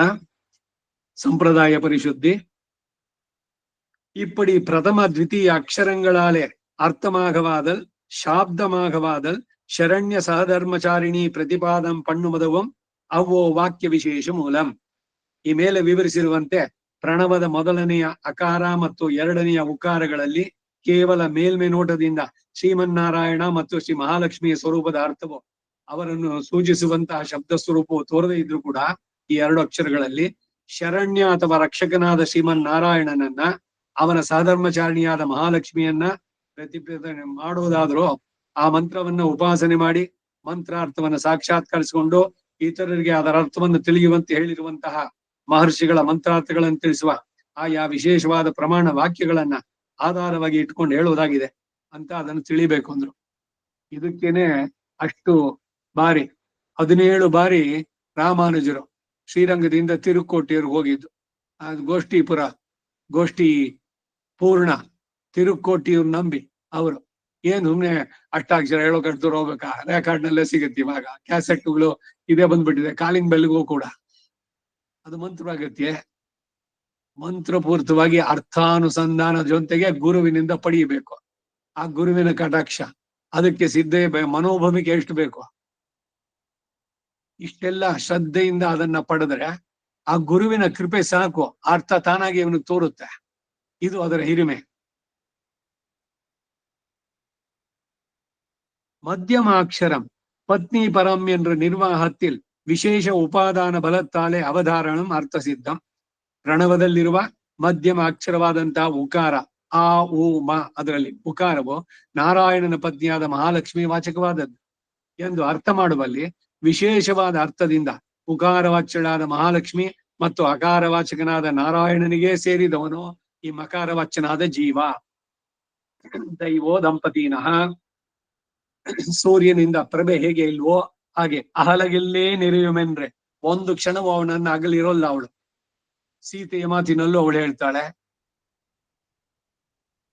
ಸೂರ್ಯನಿಂದ ಪ್ರಭೆ ಹೇಗೆ ಬೇರೆ ಆಗಲ್ವಾಗೆ ರಾಮನಿಂದ ನಾನು ಒಂದು ಕ್ಷಣವೂ ಇರೋಲ್ಲ, ಅಗಲಿರಲಾರೆ ಅಂತ. ಹೀಗೆಲ್ಲ ಅವರಿಬ್ರು ಶ್ರೀಯಃ ಪತಿ ದಿವ್ಯ ದಂಪತಿಗಳು. ಆ ಅವಧಾರಣೆಯ ಅರ್ಥತಃ ಸಿದ್ಧವಾದದೇ ಆಗತ್ತೆ ಎಂದು ಇದಕ್ಕೆ ವಿವರಣೆ. ಪ್ರಣವದಲ್ಲಿರುವ ಉಕಾರ ಅಕಾರವಾಚ್ಯನಾದ ಪರಮಾತ್ಮನೊಬ್ಬನಿಗೆ ಮಕಾರವಾಚ್ಯನಾದ ಜೀವನು ದಾಸಭೂತನಾಗಿದ್ದಾನೆ ಎಂಬುದು. ಅವನೊಬ್ಬನಿಗೆ ಅಂತ ಹೇಳಿದ್ರೆ ಇತರರಿಗಲ್ಲ ಅಂತ ಇಟ್ ಇಸ್ ಅಂಡರ್ಸ್ಟುಡ್. ಅವಧಾರಣೆಯ ಅರ್ಥವನ್ನು ಬೋಧಿಸುತ್ತೆ ಎಂದು ಕೆಲವರು ಅಭಿಪ್ರಾಯ ಪಡ್ತಾರೆ. ಇದಕ್ಕೆ ಕಾರಣ ಉಕಾರವು ವೇದಗಳಲ್ಲಿ ಅವಧಾರಣ ಅರ್ಥದಲ್ಲಿ ಹೇಳಲ್ಪಟ್ಟಿದೆ. ಆದರೆ ಕಟಶ್ರುತಿಯು ಪ್ರಣವದ ಅರ್ಥವನ್ನು ವಿಶದವಾಗಿ ತಿಳಿಸುವಾಗ ಅಕಾರೇಣೋಚ್ಯತೆ ವಿಷ್ಣು ಸರ್ವಲೋಕೇಶ್ವರೋ ಹರಿಃ ಉದ್ಧೃತ ವಿಷ್ಣುನಾ ಲಕ್ಷ್ಮೀ ಉಕಾರೇಣ ಉಚ್ಯತೆ ತಥಾ ಮಕಾರಸ್ತುತಯೋರ್ದಾಸಃ ಇತಿ ಪ್ರಣವ ಲಕ್ಷಣಂ ಎಂಬ ಶ್ಲೋಕದಲ್ಲಿ ಅಕಾರದಿಂದ ಸರ್ವಲೋಕಕ್ಕೂ ಸ್ವಾಮಿಯಾಗಿ ನಿಯಾಮಕನಾಗಿಯೋ ಆಶ್ರಿತರ ಪಾಪಗಳ ಪರಿಹಾರಕನಾಗಿಯೋ ಸರ್ವವ್ಯಾಪಿಯಾಗಿರುವ ವಿಷ್ಣು ಹೇಳಲ್ಪಡ್ತಾನೆ. ಹಾಗೆಯೇ ವಿಷ್ಣುವಿನಿಂದ ಧರಿಸಲ್ಪಟ್ಟ ಲಕ್ಷ್ಮಿಯೋ ಉಕಾರದಿಂದ ಹೇಳಲ್ಪಡ್ತಾಳೆ. ಮಕಾರ ಶಬ್ದವಾಚನಾದಂತಹ ಜೀವನಾದರೂ ಅವರಿಬ್ಬರಿಗೂ ದಾಸಭೂತನಾಗಿದ್ದಾನೆ ಎಂದು ತಿಳಿಸುತ್ತೆ. ಇದೇ ಪ್ರಣದ ಒಟ್ಟಾರೆ ಬರುವ ತಾತ್ಪರ್ಯ ಅಂತ ತಿಳಿಸುತ್ತೆ. ಈಗ ವೇದಾಂತ ದೇಶಿಕರು ಈ ಸಂಪ್ರದಾಯ ಶುದ್ಧಿನ ಹೇಳಿದ್ದಕ್ಕೆ ಈ ಅಷ್ಟಾಕ್ಷರಿ ಅರ್ಥವನ್ನು ಹೇಳ್ಬೇಕಾದ್ರೇನೆ ಕೆಲವರೆಲ್ಲ ಬೇರೆ ಬೇರೆ ಯೋಜನಾ ಭೇದ ಮಾಡಿದ್ರು. ಒಂದು ಅರ್ಥವಾದ ಒಂದಿದು ಅಂತ ಏನಿದ್ರು ಡಿಫರೆನ್ಸಸ್ ಆ ಯೋಜನೆ ಮಾಡಿದ್ರಲ್ಲೇ ಹೊರತು ಅವರ ಶಿಷ್ಯರಲ್ಲಿ ರಾಮಾನುಜರು ಹೇಳಿದ್ರಲ್ಲಿ ಅರ್ಥದಲ್ಲಿ ವ್ಯತ್ಯಾಸ ಇಲ್ಲ ಅನ್ನೋದು ಸ್ಪಷ್ಟ ಮಾಡ್ತಾರೆ. ಶ್ರೀ ಭಾಷ್ಯಕಾರರುடைய ಶಿಷ್ಯ ಸಂಪ್ರದಾಯங்களில் ஒன்றிலும் ಅರ್ಥ ವಿರೋಧವಿಲ್ಲ. ಇದು ಬಹಳ ಮುಖ್ಯವಾಗಿ ಗಮನಿಸ್ಬೇಕಾದದ್ದು. ಇದೇನೇ ಸಂಪ್ರದಾಯ ಪರಿಶುದ್ಧಿಗೆ ಮೂಲವಾದಂತಹ ಮಾತು. ಎಲ್ಲೂ ಡಿಫರೆನ್ಸಸ್ ಇಲ್ಲ ಅಂತಾರೆ. ಎಲ್ಲರೂ ಕೂಡ ತಗೊಂಡಿರೋ ಅವ್ರನ್ನೇ ತಾನೆ, ರಾಮಾನುಜನ್ನೇ. ಎಲ್ಲರೂ ರಾಮಾನುಜೀಯರೇನೆ. ಸೊ ಹಾಗೆ ಮುಂದಕ್ಕೆ ಇಲ್ಲಿ ಉಕಾರವು ಶ್ರೀಮನ್ನಾರಾಯಣ ಪತ್ನಿಯಾದ ಲಕ್ಷ್ಮೀ ವಾಚಕವಾಗಿ ಹೇಳಲ್ಪಟ್ಟಿದೆ. ಅವಧಾರಣಾರ್ಥ ಇಲ್ಲಿ ಹೇಳಲ್ಪಡ್ದಿರು ಕೂಡ ಚೇತನ ಅಚೇತನಾತ್ಮಕವಾದಂತಹ ಪ್ರಪಂಚದ ಸೃಷ್ಟಿಗೆ ಉಪಾದಾನ ಕಾರಣವಾದಂತಹ ಶ್ರೀಮನ್ನಾರಾಯಣನೊಬ್ಬನಿಗೆ ಈ ಪ್ರಪಂಚದ ರಕ್ಷಣೆ ಸ್ವತಃ ಸಿದ್ಧವಾಗಿರೋದ್ರಿಂದಲೂ ಬೇರಾರಿಗೂ ಇರಲು ಸಾಧ್ಯ ಇಲ್ಲದೆ ಇರೋದ್ರಿಂದ ಯಾರಿಗೂ ಇದು ಮಾಡೋದಕ್ಕೆ ಸಾಧ್ಯ ಇಲ್ಲ. ಜೀವಾತ್ಮನಿಗೂ ಪರಮಾತ್ಮನಿಗೆ ದಾಸಬೋಧನಾಗಿರೋದ್ರಿಂದ ಸ್ವತಃ ಸಿದ್ಧವಾದ್ದರಿಂದಲೂ ಮೇಲೆ ಹೇಳಿದಂತಹದ್ದು ಶ್ರೀಯಪ್ಪತಿಗೊಬ್ಬನಿಗೇನೆ ಈ ಜೀವ ಸೇರಿದವನು ನ ಅನ್ಯಃ. ಆ ಅವಧಾರಣಾರ್ಥ ಸ್ವತಃ ಬರುವ ಅರ್ಥದಿಂದಲೇ ಸಿದ್ಧವಾದ್ದು ಅಂತ ಆಚಾರ್ಯಲ್ಲಿ ಹೇಳಿದ್ದಾರೆ. இந்த அவதாரணத்தாலே ஆத்ம சரீர பாவம் சித்திக்கிறது என்பார்க்கு ಶೇಷತ್ವ ಅಯೋಗ್ಯ ವ್ಯವಚ್ಛೇದத்திலே ತಾತ್ಪರ್ಯಂ ಕೊಳ್ಳಲಾಂ. ನೋಡಿ, ಬೇರೆ ಬೇರೆ ಅಭಿಪ್ರಾಯಗಳು ಬಂದಾಗ ಅದು ಯಾವ ರೀತಿ ತಗೋಬಹುದು ಅನ್ನೋದನ್ನು ಕೂಡ ಹೇಳ್ತಾರೆ. ಎಲ್ಲ ಕಡೆನಲ್ಲೂ ಸಮನ್ವಯ ಮಾಡ್ತಾರೆ, ಏನು ಡಿಫರೆನ್ಸಸ್ ಇಲ್ಲ. ಈ ರೀತಿ ಅವಧಾರಣಾರ್ಥವನ್ನು ಹೇಳೋದ್ರಿಂದ ಪರಮಾತ್ಮನಿಗೂ ಮತ್ತು ಜೀವಾತ್ಮನಿಗೂ ಇರುವಂತಹ ಆತ್ಮ ಶರೀರ ಭಾವ ಸಿದ್ಧಿಸಿದ್ದೆ. ಶರೀರ ಶರೀರಿ ಭಾವ. ಶರೀರಿ ಅಂದ್ರೆ ಆತ್ಮ, ಶರೀರ. ಈಗ ಆತ್ಮ ಬೇರೆ, ಒಳಗಿರುವಂತ ಶರೀರಿ ಬೇರೆ. ಇದೇನೆ ಶರೀರ ಶರೀರಿ ಭಾವ ಅನ್ನುವಂಥದ್ದು ಎಂದು ಹೇಳುವವರಿಗೆ ಜೀವಾತ್ಮನು ದಿವ್ಯ ದಂಪತಿಗಳಾದ ಶ್ರೀ ಮತ್ತು ಶ್ರೀಯಪ್ಪತಿ ಇವರನ್ನ ಬಿಟ್ಟು ಉಳಿದವರಿಗೆ ಶೇಷಭೂತನಲ್ಲ ಎಂದು ಹೇಳುವುದರಲ್ಲಿಯೇ ತಾತ್ಪರ್ಯ ಅಂತ ತಿಳಿಬೇಕು. ನಾರಾಯಣನೇ ನಮಕ್ಕೆ ಪರದರುವಾನ್. ಅಲ್ಲಿ ಕೂಡ ಅಷ್ಟೇ ಅನ್ವಯಗಳು ಹೀಗೆ. ಮಕಾರವಾಚ್ಯನಾದ ಜೀವನು ಶ್ರೀಯಪ್ಪತಿಗೋಸ್ಕರವೇ ಇದ್ದಾನೆ ಹೊರತು, ಇದು ಅವಧಾರಣಾರ್ಥದಿಂದ ಜೀವನಿಗೋಸ್ಕರವೇ ದೇಹವು ಅದರ ಮೇಲೆ ಧರಿಸಿರುವ ವಸ್ತ್ರ ಆಭರಣಗಳು ಇರುವಂತೆ ಜೀವನಿಗೂ ಆತ್ಮವಾಗಿರುವ ಪರಮಾತ್ಮನಿಗೋಸ್ಕರವೇ ಅವನ ದೇಹ ಅಥವಾ ಶರೀರ ರೂಪದಲ್ಲಿರುವ ಜೀವನು ಮತ್ತು ಅವನ ಮೇಲಣ ದೇಹ ಇಂದ್ರಿಯಗಳು ಇರುತ್ತವೆ ಎಂಬ ಅರ್ಥದಿಂದ ಪರಮಾತ್ಮನಿಗೂ ಜೀವನಿಗೂ ಇರುವಂತಹ ಶರೀರ ಶರೀರಿ ಭಾವ ಸಿದ್ಧಿಸುತ್ತೆ ಎಂದು ಅಭಿಪ್ರಾಯ ಪಡುವವರು ಯಾವ ರೀತಿಯಲ್ಲಿ ಒಬ್ಬ ಚೇತನನ ದೇಹ ಇಂದ್ರಿಯಾದಿಗಳು ಆ ಚೇತನನು ನಾನಾ ತರಹದ ಫಲಗಳನ್ನ ಅನುಭವಿಸಲು ಮಾತ್ರವೇ ಇರೋದು, ಬೇರೊಬ್ಬರಿಗೋಸ್ಕರ ಅಲ್ಲ. ಹೌದಾ? ಶರೀರದಲ್ಲಿ ನಾವು ಏನೇನೋ ಈ 5 ಇಂದ್ರಿಯಗಳಿಂದ ಏನು ಭೋಗ್ಯವಾಗಿದೆ ಅಂತಂದೀವೋ ನಾವು ತಿನ್ನೋದು ಬೇರೆಯವ್ರಿಗಾರು ಆಗುತ್ತೇನೋ? ಎಲ್ಲ ತಮಾಷೆ ಮಾಡ್ತಿದ್ರು. ಏನೋ ಒಂದ್ ಸಿಹಿ ಮಾಡಿದ್ದು, ನಿಂಗೆ ಸಿಗ್ಲಿಲ್ವಾ, ನಾ ತಿಂದಿದ್ದೇನೆ, ಬಾಯಿಲಿ ನಿನ್ ಕಿವಿನಲ್ಲಿ ಊದ್ಬಿಡ್ತೀನಿ ಅಂತ, ಅದ್ರ ಫಲ ನಿನಗೆ ಸಿಕ್ತು ಅಂತ. ಹಾಗೆ ಈ ಶರೀರದಲ್ಲಿ ಅದು ಏನು ಫಲಗಳು, ಸುಖವೋ ದುಃಖವಾದೋ, ಅದು ನಿಮಗೆ ಸೀಮಿತವೇ ಹೊರತು ಬೇರೆಯವರಿಗೆ ನೀ ಮಾಡಿದ್ರಿಂದ ಸಿಗುತ್ತೋ ಅಂತಂದ್ರೆ ಇಲ್ಲ ಅನ್ನೋದಕ್ಕೆ. ಒಬ್ಬ ಚೇತನ ದೇಹ ಇಂದ್ರಿಯಗಳು ಆ ಚೇತನನು ನಾನಾ ತರಹದ ಫಲಗಳನ್ನ ಅನುಭವಿಸಲು ಮಾತ್ರವೇ ಇರೋದು. ಶರೀರ ಮಾಧ್ಯಮ ಕಲು ಧರ್ಮ ಸಾಧನ. ಒಂದ್ ಕಡೆ ಶರೀರದಿಂದ ಇವನಿಗೆ ಸುಖ ದುಃಖ ಮಾನ ಅಪಮಾನ ಈ ದ್ವಂದ್ವಗಳೆಲ್ಲ ಅನುಭವ ಬರೋದು ಯಾವ್ದ್ರ ಮುಖಾಂತರ? ಹಾಗಾಗಿ ಅದನ್ನ ಹೇಳೋದು. ಅದು ಬೇರೆಯವ್ರಿಗೊಬ್ಬರಿಗೆ ಅಲ್ಲ ಎಂದು ಲೋಕದಲ್ಲಿ ತಿಳಿದಿರ್ತೇವೋ ಅಂತೆಯೇ ಪರಮಾತ್ಮನಿಗೆ ದೇಹ ರೂಪದಲ್ಲಿರುವಂತಹ ಚೇತನ, ಶರೀರ ರೂಪದಲ್ಲಿರುವ ಚೇತನನು ಅವನ ದೇಹದ ಇಂದ್ರಿಯಾದಿಗಳು ಇರುವುದು ಪರಮಾತ್ಮನಿಗೆ ಮಾತ್ರವೇ ಭೋಗ್ಯ ವಸ್ತುವಾಗುತ್ತೆ. ನಾವು ಭಗವಂತನಿಗೆ ಅನ್ನ, ಅಹಮನ್ನಂ ಅಹಮನ್ನಂ ಅಹಮನ್ನಂ ಅಹಂ ಅನ್ನಾದಹ. ಅನ್ನ ಅಂದ್ರೆ ಎಂಜಾಯ್ಮೆಂಟ್, ಭೋಗ್ಯವಾದ ವಸ್ತು.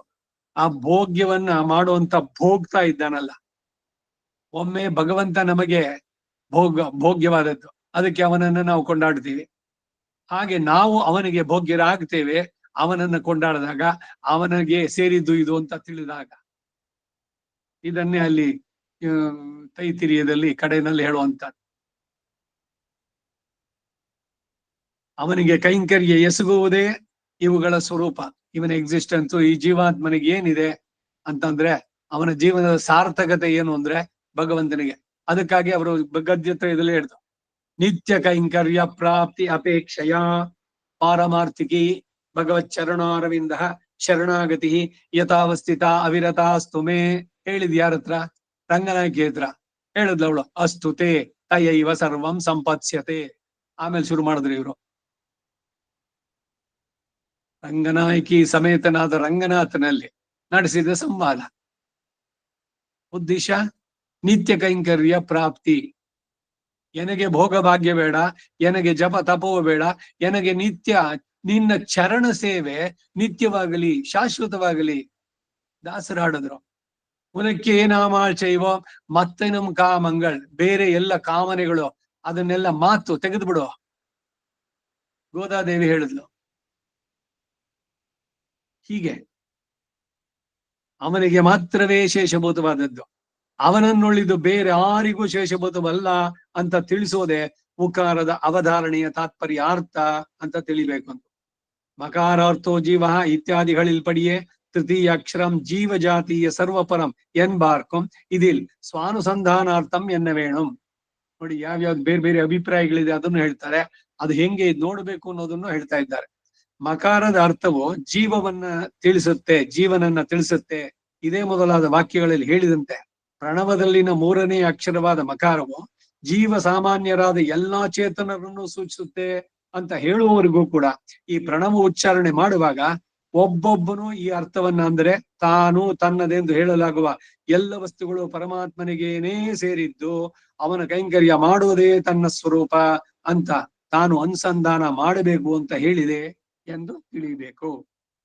ಮಕಾರವು ಎಲ್ಲ ಜೀವರನ್ನು ಸೂಚಿಸೋದ್ರಿಂದ ಒಬ್ಬನು ಶರಣಾಗತಿ ಮಾಡುವ ಕಾಲದಲ್ಲಿ ಪ್ರಣವೋಚ್ಚಾರಣೆ ಮಾಡುತ್ತಾ ತನ್ನ ಜೀವಾತ್ಮನ ರಕ್ಷಾಭರ ಸಮರ್ಪಣ ಮಾಡುವಲ್ಲಿ ಅರ್ಥಾನುಸಂಧಾನ ಸಹಿತವಾಗಿ ಉಚ್ಚರಿಸಿದ ಮಾಕಾರದ ಉಚ್ಚಾರಣೆ ಮಾತ್ರದಿಂದ ಎಲ್ಲ ಜೀವರ ರಕ್ಷಾಭರವನ್ನ ಪರಮಾತ್ಮನಿಗೆ ಒಪ್ಪಿಸಿದಂತ ಆಗುವುದರಿಂದ ಒಬ್ಬನು ಶರಣಾಗತಿ ಮಾಡೋದು ಸಾಕು, ಇತರು ಯಾರು ಮಾಡಬೇಕಾದಿಲ್ಲ ಅಂತ ಏನಾದ್ರು ಸಂದೇಹ ಶಂಕೆ ಉದಯಿಸಿದ್ರೆ ಅದಕ್ಕೆ ಸಮಾಧಾನ ರೂಪವಾಗಿ ಆಚಾರ್ಯರು ಈ ವಾಕ್ಯದಲ್ಲಿ ಹೇಳ್ತಾರೆ. ಯಾರದೋ ಪರವಾಗಿ ಇನ್ಯಾರೋ ಶರಣಾಗತಿ ಮಾಡ್ಬೋದು, ಆಪಧರ್ಮ ಬೇರೆ, ಈಗ ಅವ್ರಿಗೆ ಎದ್ ಬರೋಕೆ ಆಗೋಲ್ಲ, ಆ ಸಂದರ್ಭದಲ್ಲಿ ಆಗ್ಬೋದು. ಮಾಡಿದ್ದಿದೆ, ಆಂಡವನ್ನು ಮಾಡಿದ್ದಿದ್ದಾರೆ, ರಂಗಪ್ರಿಯ ಸ್ವಾಮಿಗಳು ಮಾಡಿದ್ದಾರೆ. ನಾನೇ ಒಬ್ರನ್ನ ಕಳ್ಸಿಕೊಟ್ಟಿದ್ದೆ ಅದರಲ್ಲಿದ್ದಾಗ. ಅವರು ಬಹಳ ಇನ್ನೇನು ಸ್ಥಿತಿ ಇದಾಗಿದೆ ಅಂತಂದಾಗ, ಪ್ರಪತಿ ಆಗಿದ್ಯಾ? ಇಲ್ಲ. ಹಾಗಾದ್ರೆ ಹೋಗ್ಬಿಟ್ಟು ರಂಗಪ್ರಿಯರಲ್ಲಿ ಪ್ರಾರ್ಥನೆ ಮಾಡಿ ಅಂತ ಅವರು ಉಕಾರಪ್ಪ ಅಂತ ಹೇಳಿ ಅವ್ರು ಪ್ರಾರ್ಥನೆ ಮಾಡಿ ತುಳಸಿ ತೀರ್ಥ ಎಲ್ಲ ಕಳ್ಸ್ಕೊಟ್ರು.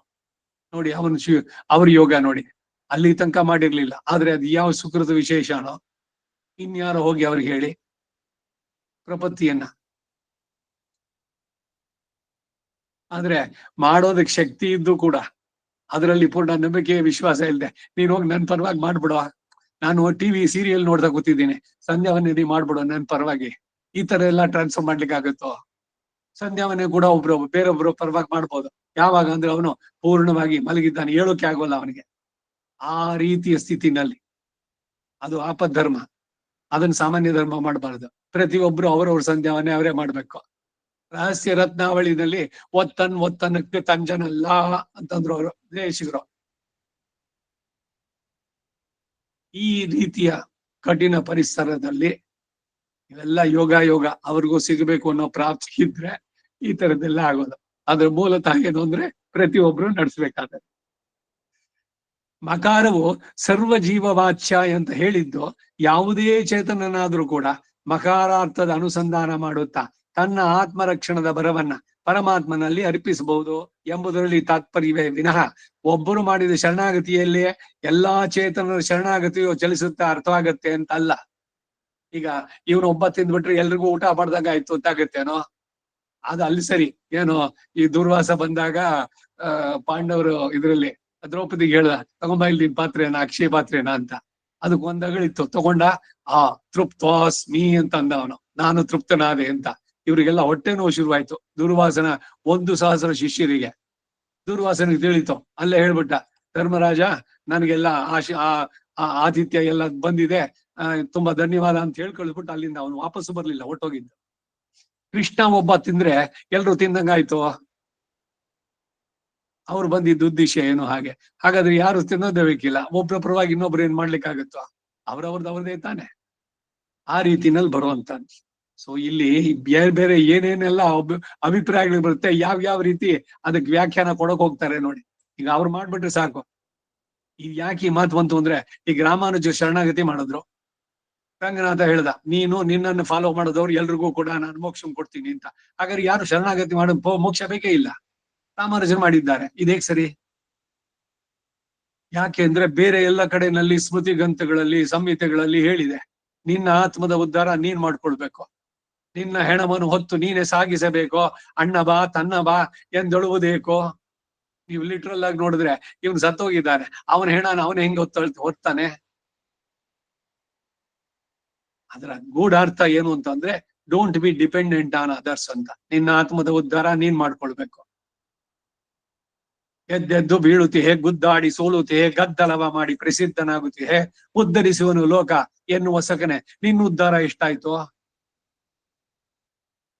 ಇವೆಲ್ಲ ಕೇಳ್ಬೇಕಾದ್ರೆ ಇಂಡಿವಿಜುವಲ್ ಆಗಿ ಅವರವರ ಪ್ರಯತ್ನ ಬೇಡವೆ? ಮತ್ತೆ ಹಾಗಾದ್ರೆ ಹೆಂಡತಿ ಮಕ್ಕಳು ಎಲ್ಲ ನಮ್ಮವ್ರೇನೆ, ಕರ್ಮದಿಂದ ಬಂದಂತದ್ದಷ್ಟೇ. ಅದು ಇಂಡಿವಿಜುವಲ್ ಪ್ರತಿಯೊಬ್ರು ಮಾಡ್ಬೇಕಾದ್ದು. ಪತಿಯ ಹಿರಿಮೆಯನ್ನು ಹೇಳ್ಬೇಕಾದ್ರೆ ಅದನ್ನ ನಡೆಸೋದಾದ ಅವನ ಶರೀರ ಬಿಡೋಕ್ ಮೊದಲು ಅವನ ಆತ್ಮದ ಸಮರ್ಪಣೆಯನ್ನ ಆಚಾರ್ಯ ಮುಖ್ಯನ ಮಾಡಿಸಿದ್ರೆ ಸಾಧ್ಯವಾಗತ್ತೆ ಅಂತ. ಸೊ ಸಾಮಾನ್ಯ ಧರ್ಮ ಬೇರೆ, ಆಪತ್ ಧರ್ಮ ಬೇರೆ, ಪ್ರತಿಯೊಬ್ರು ಕೂಡ ಮಾಡ್ಬೇಕು. ಹೀಗೆ ಒಬ್ಬೊಬ್ರು, ಈಗ ಅವ ಗಂಡ ಊಟ ಮಾಡಿದ್ದಾನೆ, ಹೆಂಡ್ತಿಗೆ ಆಗೋಯ್ತಾ ಊಟ? ಇಲ್ಲ ಮಕ್ಳು ಊಟ ಮಾಡ್ದಂಗ ಆಗುತ್ತೆ. ಇಲ್ಲ ಮಕ್ಳು ಊಟ ಮಾಡ್ಬಿಟ್ರೆ ನೀವು ಊಟನೇ ಮಾಡೋದು ಬೇಡ, ಅವನೇ ತಿಂದ್ಬಿಡಿ, ಬರೀ ಒಬ್ಬನೇನೆ. ಅವನ್ ತಿಂದ್ರೆ ಎಲ್ರಿಗೂ ಬರುತ್ತೆ, ಆಗುತ್ತೋ ಇದು? ಪ್ರಪತ್ತಿನಲ್ಲೂ ಅಷ್ಟೇ, ಪ್ರತಿಯೊಬ್ರು ಇಂಡಿವಿಜುವಲ್ ಮಾಡ್ಬೇಕು. ಎಲ್ಲ ಚೇತನರ ಶರಣಾಗತಿಯು ಚಲಿತಾರ್ಥವಾಯಿತು ಅಂತ ಆಗೋದಿಲ್ಲ ಅಂದ್ರು. ಅಕಾರಾರ್ಥಾಯೈವ ಸ್ವಂ ಅಹಂ என்று விசேஷித்து வியாக்கியானம் பண்ணினவர்களுக்கும் அவ்வனுசந்தானம் ಸರ್ವಜೀವ ಸಾಧಾರಣಾಕಾರ ವಿಷಯಂ. ಅಕಾರಾರ್ಥವಾದ ಪರಮಾತ್ಮನಿಗೇನೆ ನಾನು ನನ್ನದು ಎಂದು ಹೇಳಲಾಗುವ ಎಲ್ಲ ವಸ್ತುಗಳು ಸೇರಿದುವು ಅಂತ ವಿಶೇಷವಾಗಿ ತನಗೆ ಸಂಬಂಧಪಟ್ಟ ಚೇತನರು ಮತ್ತು ಅಚೇತನರನ್ನ ನಿನ್ನ ಕೈಂಕರ್ಯಕ್ಕಾಗಿ ನೀನೇ ಸ್ವೀಕರಿಸು. ನ್ಯಾಸದಶಕ ಮಾಂ ಮದೀಯಂಚಲಿಖಿಲಂ ಚೇತನ ಅಚೇತನಾತ್ಮಕ ಸ್ವಕೈಂಕರ್ಯೋಪಕರಣಂ ಹೇ ವರದ ಸ್ವೀಕರು ಸ್ವಯಂ. ನನ್ನನ್ನು ಸ್ವೀಕರಿಸು. ಹೇಗೆ? ನಾನು, ನನ್ನ ಜೊತೆಗಿರುವ ಎಲ್ಲ ಚೇತನರು, ನನ್ನ ಹೆಂಡತಿ, ನನ್ನ ಮಕ್ಕಳು, ನನ್ನ ಮೊಮ್ಮಕ್ಕಳು, ಯಾರ್ಯಾರು ನನ್ನ ಸಂಬಂಧ ಅಂತೀವೋ ಅವರೆಲ್ಲ ನನಗ್ ಸೇರಿದವರು. ಅಚೇತನಾತ್ಮಕ ನನಗ್ ಸೇರಿದಂತ ಆಸ್ತಿ ಪಾಸ್ತಿ ಏನೇನಿದೆಯೋ ಎಲ್ಲ ಸ್ಥಿರಾಚರ ಎಲ್ಲವೂ ಕೂಡ ಪೂರ್ಣವಾಗಿ ನಿನಗೆ ಸಮರ್ಪಣೆ ಮಾಡ್ತಾ ಇದ್ದೀನಿ. ಇನ್ನು ಮುಂದಕ್ಕೆ ಇದು ಯಾವುದು ನಂದಲ್ಲ, ಯಾಕೆಂದ್ರೆ ನಾನೇ ನನ್ನವನಾಗಿಲ್ಲ, ನನ್ನನ್ನೇ ನಾನು ನಿನ್ಗೆ ಒಪ್ಪಿಸ್ಬಿಟ್ಟಿದ್ದೇನೆ.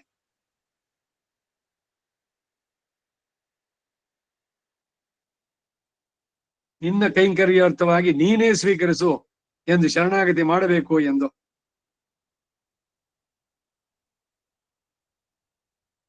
ನೋಡಿ ಇಲ್ಲಿ ಕೆಳಗಡೆ ಒಂದು ಫುಟ್ ನೋಟ್ ಹಾಕಿದ್ದಾರೆ. ನಾನು ಈಗಾಗ್ಲೇ ಅದ್ನ ಹೇಳಿದೆ. ಶ್ರೀ ವೈಷ್ಣವರಲ್ಲಿ ಕೆಲವರು ಇವ್ರು ಹೇಳಲಿಲ್ಲ ಯಾಕೆ ಅಂತ. ಭಗವಂತ ರಾಮಾನುಜರು ಮಾಡಿರುವ ಶರಣಾಗತಿಯಲ್ಲಿಯೇ ತದೀಯರು ಎಂದು ಭಾವಿಸಿರುವ ಶ್ರೀ ವೈಷ್ಣವರೆಲ್ಲರ ಭರಸಮರ್ಪಣೆಯು ಸೇರಿ ಹೋಗೋದ್ರಿಂದ ಚೇತನರು ವೈಯಕ್ತಿಕವಾಗಿ ಶರಣಾಗತಿ ಮಾಡಬೇಕಾದದ್ದಿಲ್ಲ ಅಂತ ಅಭಿಪ್ರಾಯ ಪಡ್ತಾರೆ. ತಪ್ಪಿದು. ಈ ಮೇಲಿನ ವಾಕ್ಯದಿಂದ ಆಚಾರ್ಯರು ಈ ಅಭಿಪ್ರಾಯ ಸರಿಯಾದದ್ದಲ್ಲ ಅಂತ ತಳ್ಳಾಗ್ತಾರೆ. ಈಗ ಮನೆಯಲ್ಲಿ ಎಲ್ರು ಕೂತಿದ್ದೇವೆ, ಒಬ್ಬ ಮಗನೋ ಅಣ್ಣನೋ ತಮ್ಮನೋ ಯಾರೋ ಒಬ್ಬ ಊಟ ಮಾಡ್ಬಿಡ್ಲಿ, ಅವನೊಬ್ಬ ತಿಂದ್ರೆ ಎಲ್ರು ತಿಂದಂಗಾಯ್ತು, ಆಗತ್ತವ? ಎಲ್ಲಿ ಆಗತ್ತೆ? ಈಗ ಕರೆದಿದ್ದೀರಿ ಎಲ್ರಿಗೂ, ಎಲ್ರ ಪರವಾಗಿ ಒಂದು ಇನ್ವಿಟೇಷನ್ ಕೊಡ್ಬೇಕು. ಹಿರಿಯನ ಹೆಸರಿನಲ್ಲಿ ಕೊಟ್ಬಿಡಿ, ನಾವೆಲ್ಲ ಸೇರ್ತೀವಿ ಅದರಲ್ಲಿ. ಅಲ್ಲಿ ಸರಿ ಆಗ್ಬೋದಾ? ಖಂಡಿತ ಆಗ್ಬೋದು ಅಲ್ಲಿ. ಆದ್ರೆ ಊಟ ಮಾಡೋದ್ರಲ್ಲಿ ಒಬ್ಬ ಊಟ ಮಾಡಿದ್ರೆ ಎಲ್ರಿಗೂ ಆಗ್ದಂಗ ಆಗುತ್ತೋ?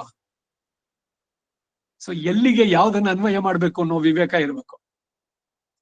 ಖಂಡಿತ ಅಲ್ಲಿ ಹೇಳಿದ್ರು ರಾಮಾನುಜರನ್ನ ಆಶ್ರಯಿಸಿದವರಿಗೆ ಇದೆ ಅಂತ. ರಾಮಾನುಜರನ್ನ ಆಶ್ರಯಿಸಿದ ಮೇಲೆ ರಾಮಾನುಜರು ಹೇಳಿದ್ದೇನು ಅಂದ್ರೆ ಪ್ರಪತ್ತಿ ಮಾಡ್ಕೊಳ್ಳಿ ಅಂತ, ಬಿಟ್ಬಿಡಿ ಅಂತನಾ?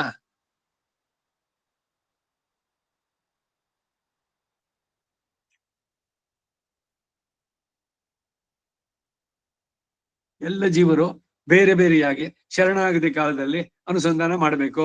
ಒಬ್ಬರು ಮಾಡುವ ಶರಣಾಗತಿಯ ಕಾಲದಲ್ಲಿನ ಈ ಪ್ರಾರ್ಥನೆಯಿಂದಲೇ ಎಲ್ಲರೂ ಮಾಡಬೇಕಾದ ಶರಣಾಗತಿ ಅನುಷ್ಠಾನ ಆಯಿತು ಎಂದು ಭಾವಿಸಬಾರದು.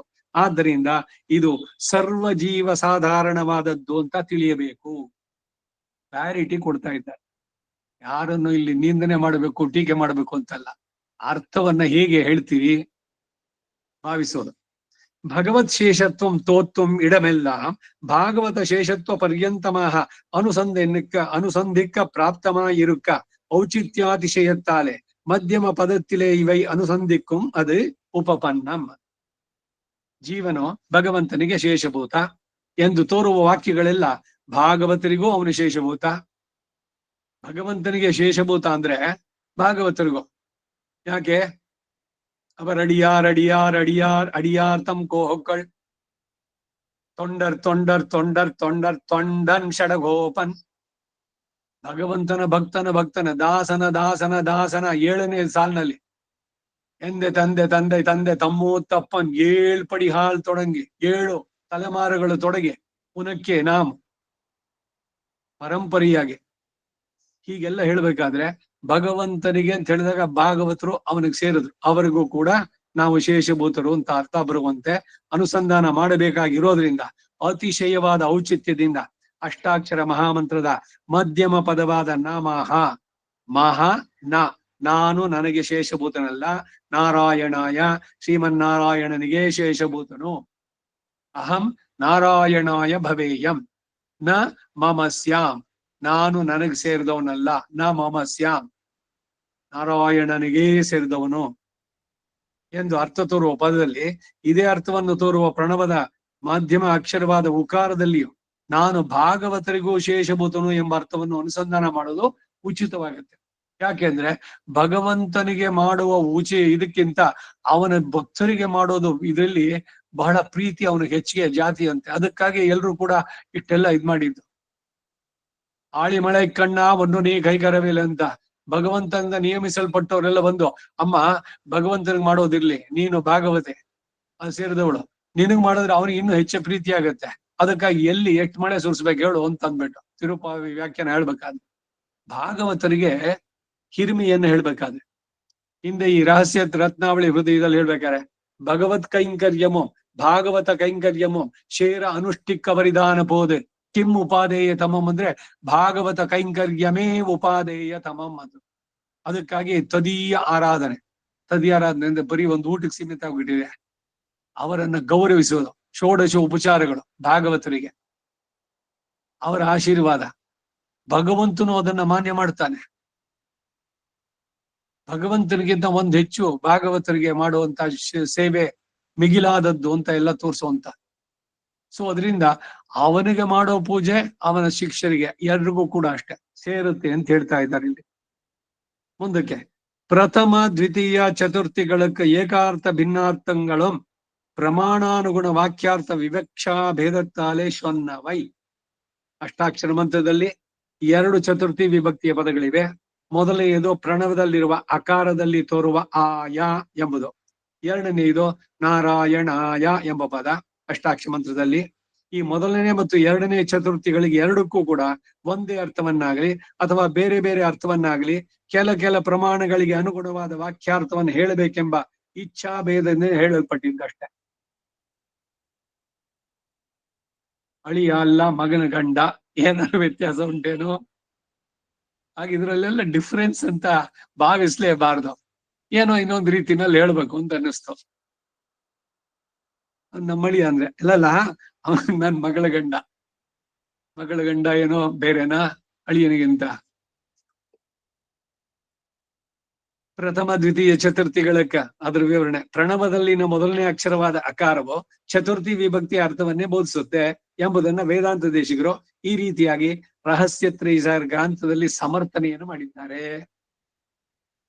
ಪ್ರಣವವನ್ನ ಉಚ್ಚರಿಸುತ್ತಾ ಪರಬ್ರಹ್ಮನಲ್ಲಿ ಆತ್ಮರಕ್ಷಾವರ ಸಮರ್ಪಣವನ್ನ ಮಾಡಬೇಕು ಎಂದು ಬೋಧಿಸುವ ನ್ಯಾಸ ವಿದ್ಯೆಯನ್ನು ಪ್ರತಿಪಾದಿಸುವ ತೈತಿರಿಯ ಉಪನಿಷತ್ತಿನ ಮಂತ್ರವು ಬ್ರಹ್ಮಣೇ ಮಹಸೆ ಓಮಿತ್ಯಾತ್ಮಾನಂ ಯುಂಜೀತ ಎಂದು ಬೋಧಿಸುತ್ತೆ. ಇದರ ಅರ್ಥವಾದ್ರು ತೇಜೋರೂಪಿಯಾದ ಹೇ ಮಹಸ್ಸೆ, ಪರಬ್ರಹ್ಮನಿಗೇನೆ, ಬ್ರಹ್ಮಣೆ, ಈ ಆತ್ಮವಸ್ತುವು ಆತ್ಮ ಸಂಬಂಧವಾದ ಚೇತನ ಅಚೇತನಗಳು ಸೇರಿದವು ಎಂದು ಅರ್ಥ ಬರುವಂತೆ ಓಂ ಎಂಬ ಪ್ರಣವವನ್ನು ಉಚ್ಚರಿಸುತ್ತಾ ಆತ್ಮೀಯ ಭರಸಮರ್ಪಣವನ್ನ ಮಾಡಬೇಕು. ಯೋಗಿಗಳು ಶರೀರವನ್ನು ಬಿಡಬೇಕಾದ್ರೆ ಯೋಗ ಸ್ಥಿತಿನಲ್ಲಿ ಭ್ರೂಮಧ್ಯಕ್ಕೆ ದೃಷ್ಟಿಯನ್ನು ತಂದು ಪ್ರಣವವನ್ನು ಉಚ್ಚರಿಸುತ್ತಾ ಶರೀರವನ್ನು ಬಿಡ್ತಾರೆ ಅಂತ ಬರುವಂತಹದೆಲ್ಲ.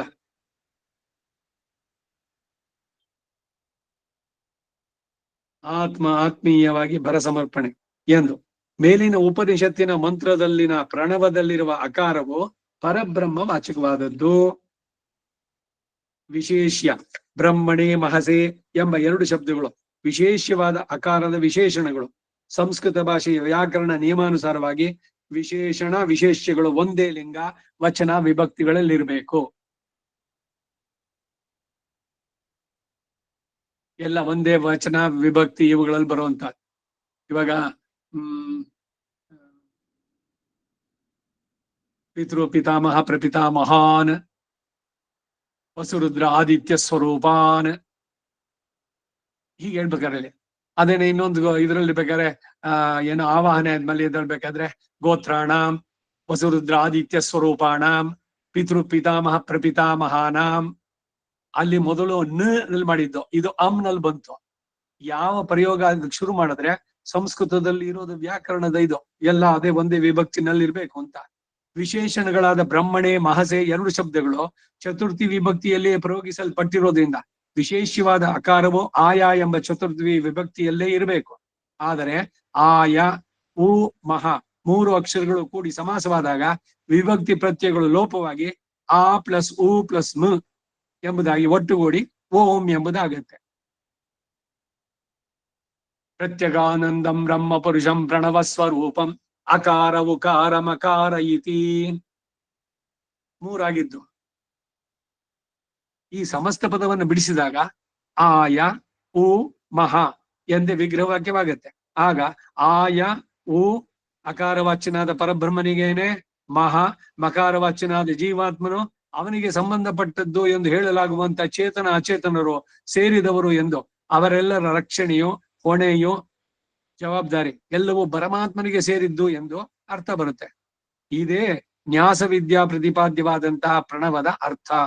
ಇಲ್ಲಿ ಪ್ರಣವದಲ್ಲಿನ ಆಕಾರಕ್ಕೆ ಮೇಲೆ ಹೇಳಿದಂತೆ ಚತುರ್ಥಿ ವಿಭಕ್ತಿ ಅರ್ಥವನ್ನ ಆಚಾರ್ಯರು ತೋರಿಕೊಟ್ಟಿದ್ದಾರೆ ದೇಶಿಕರು.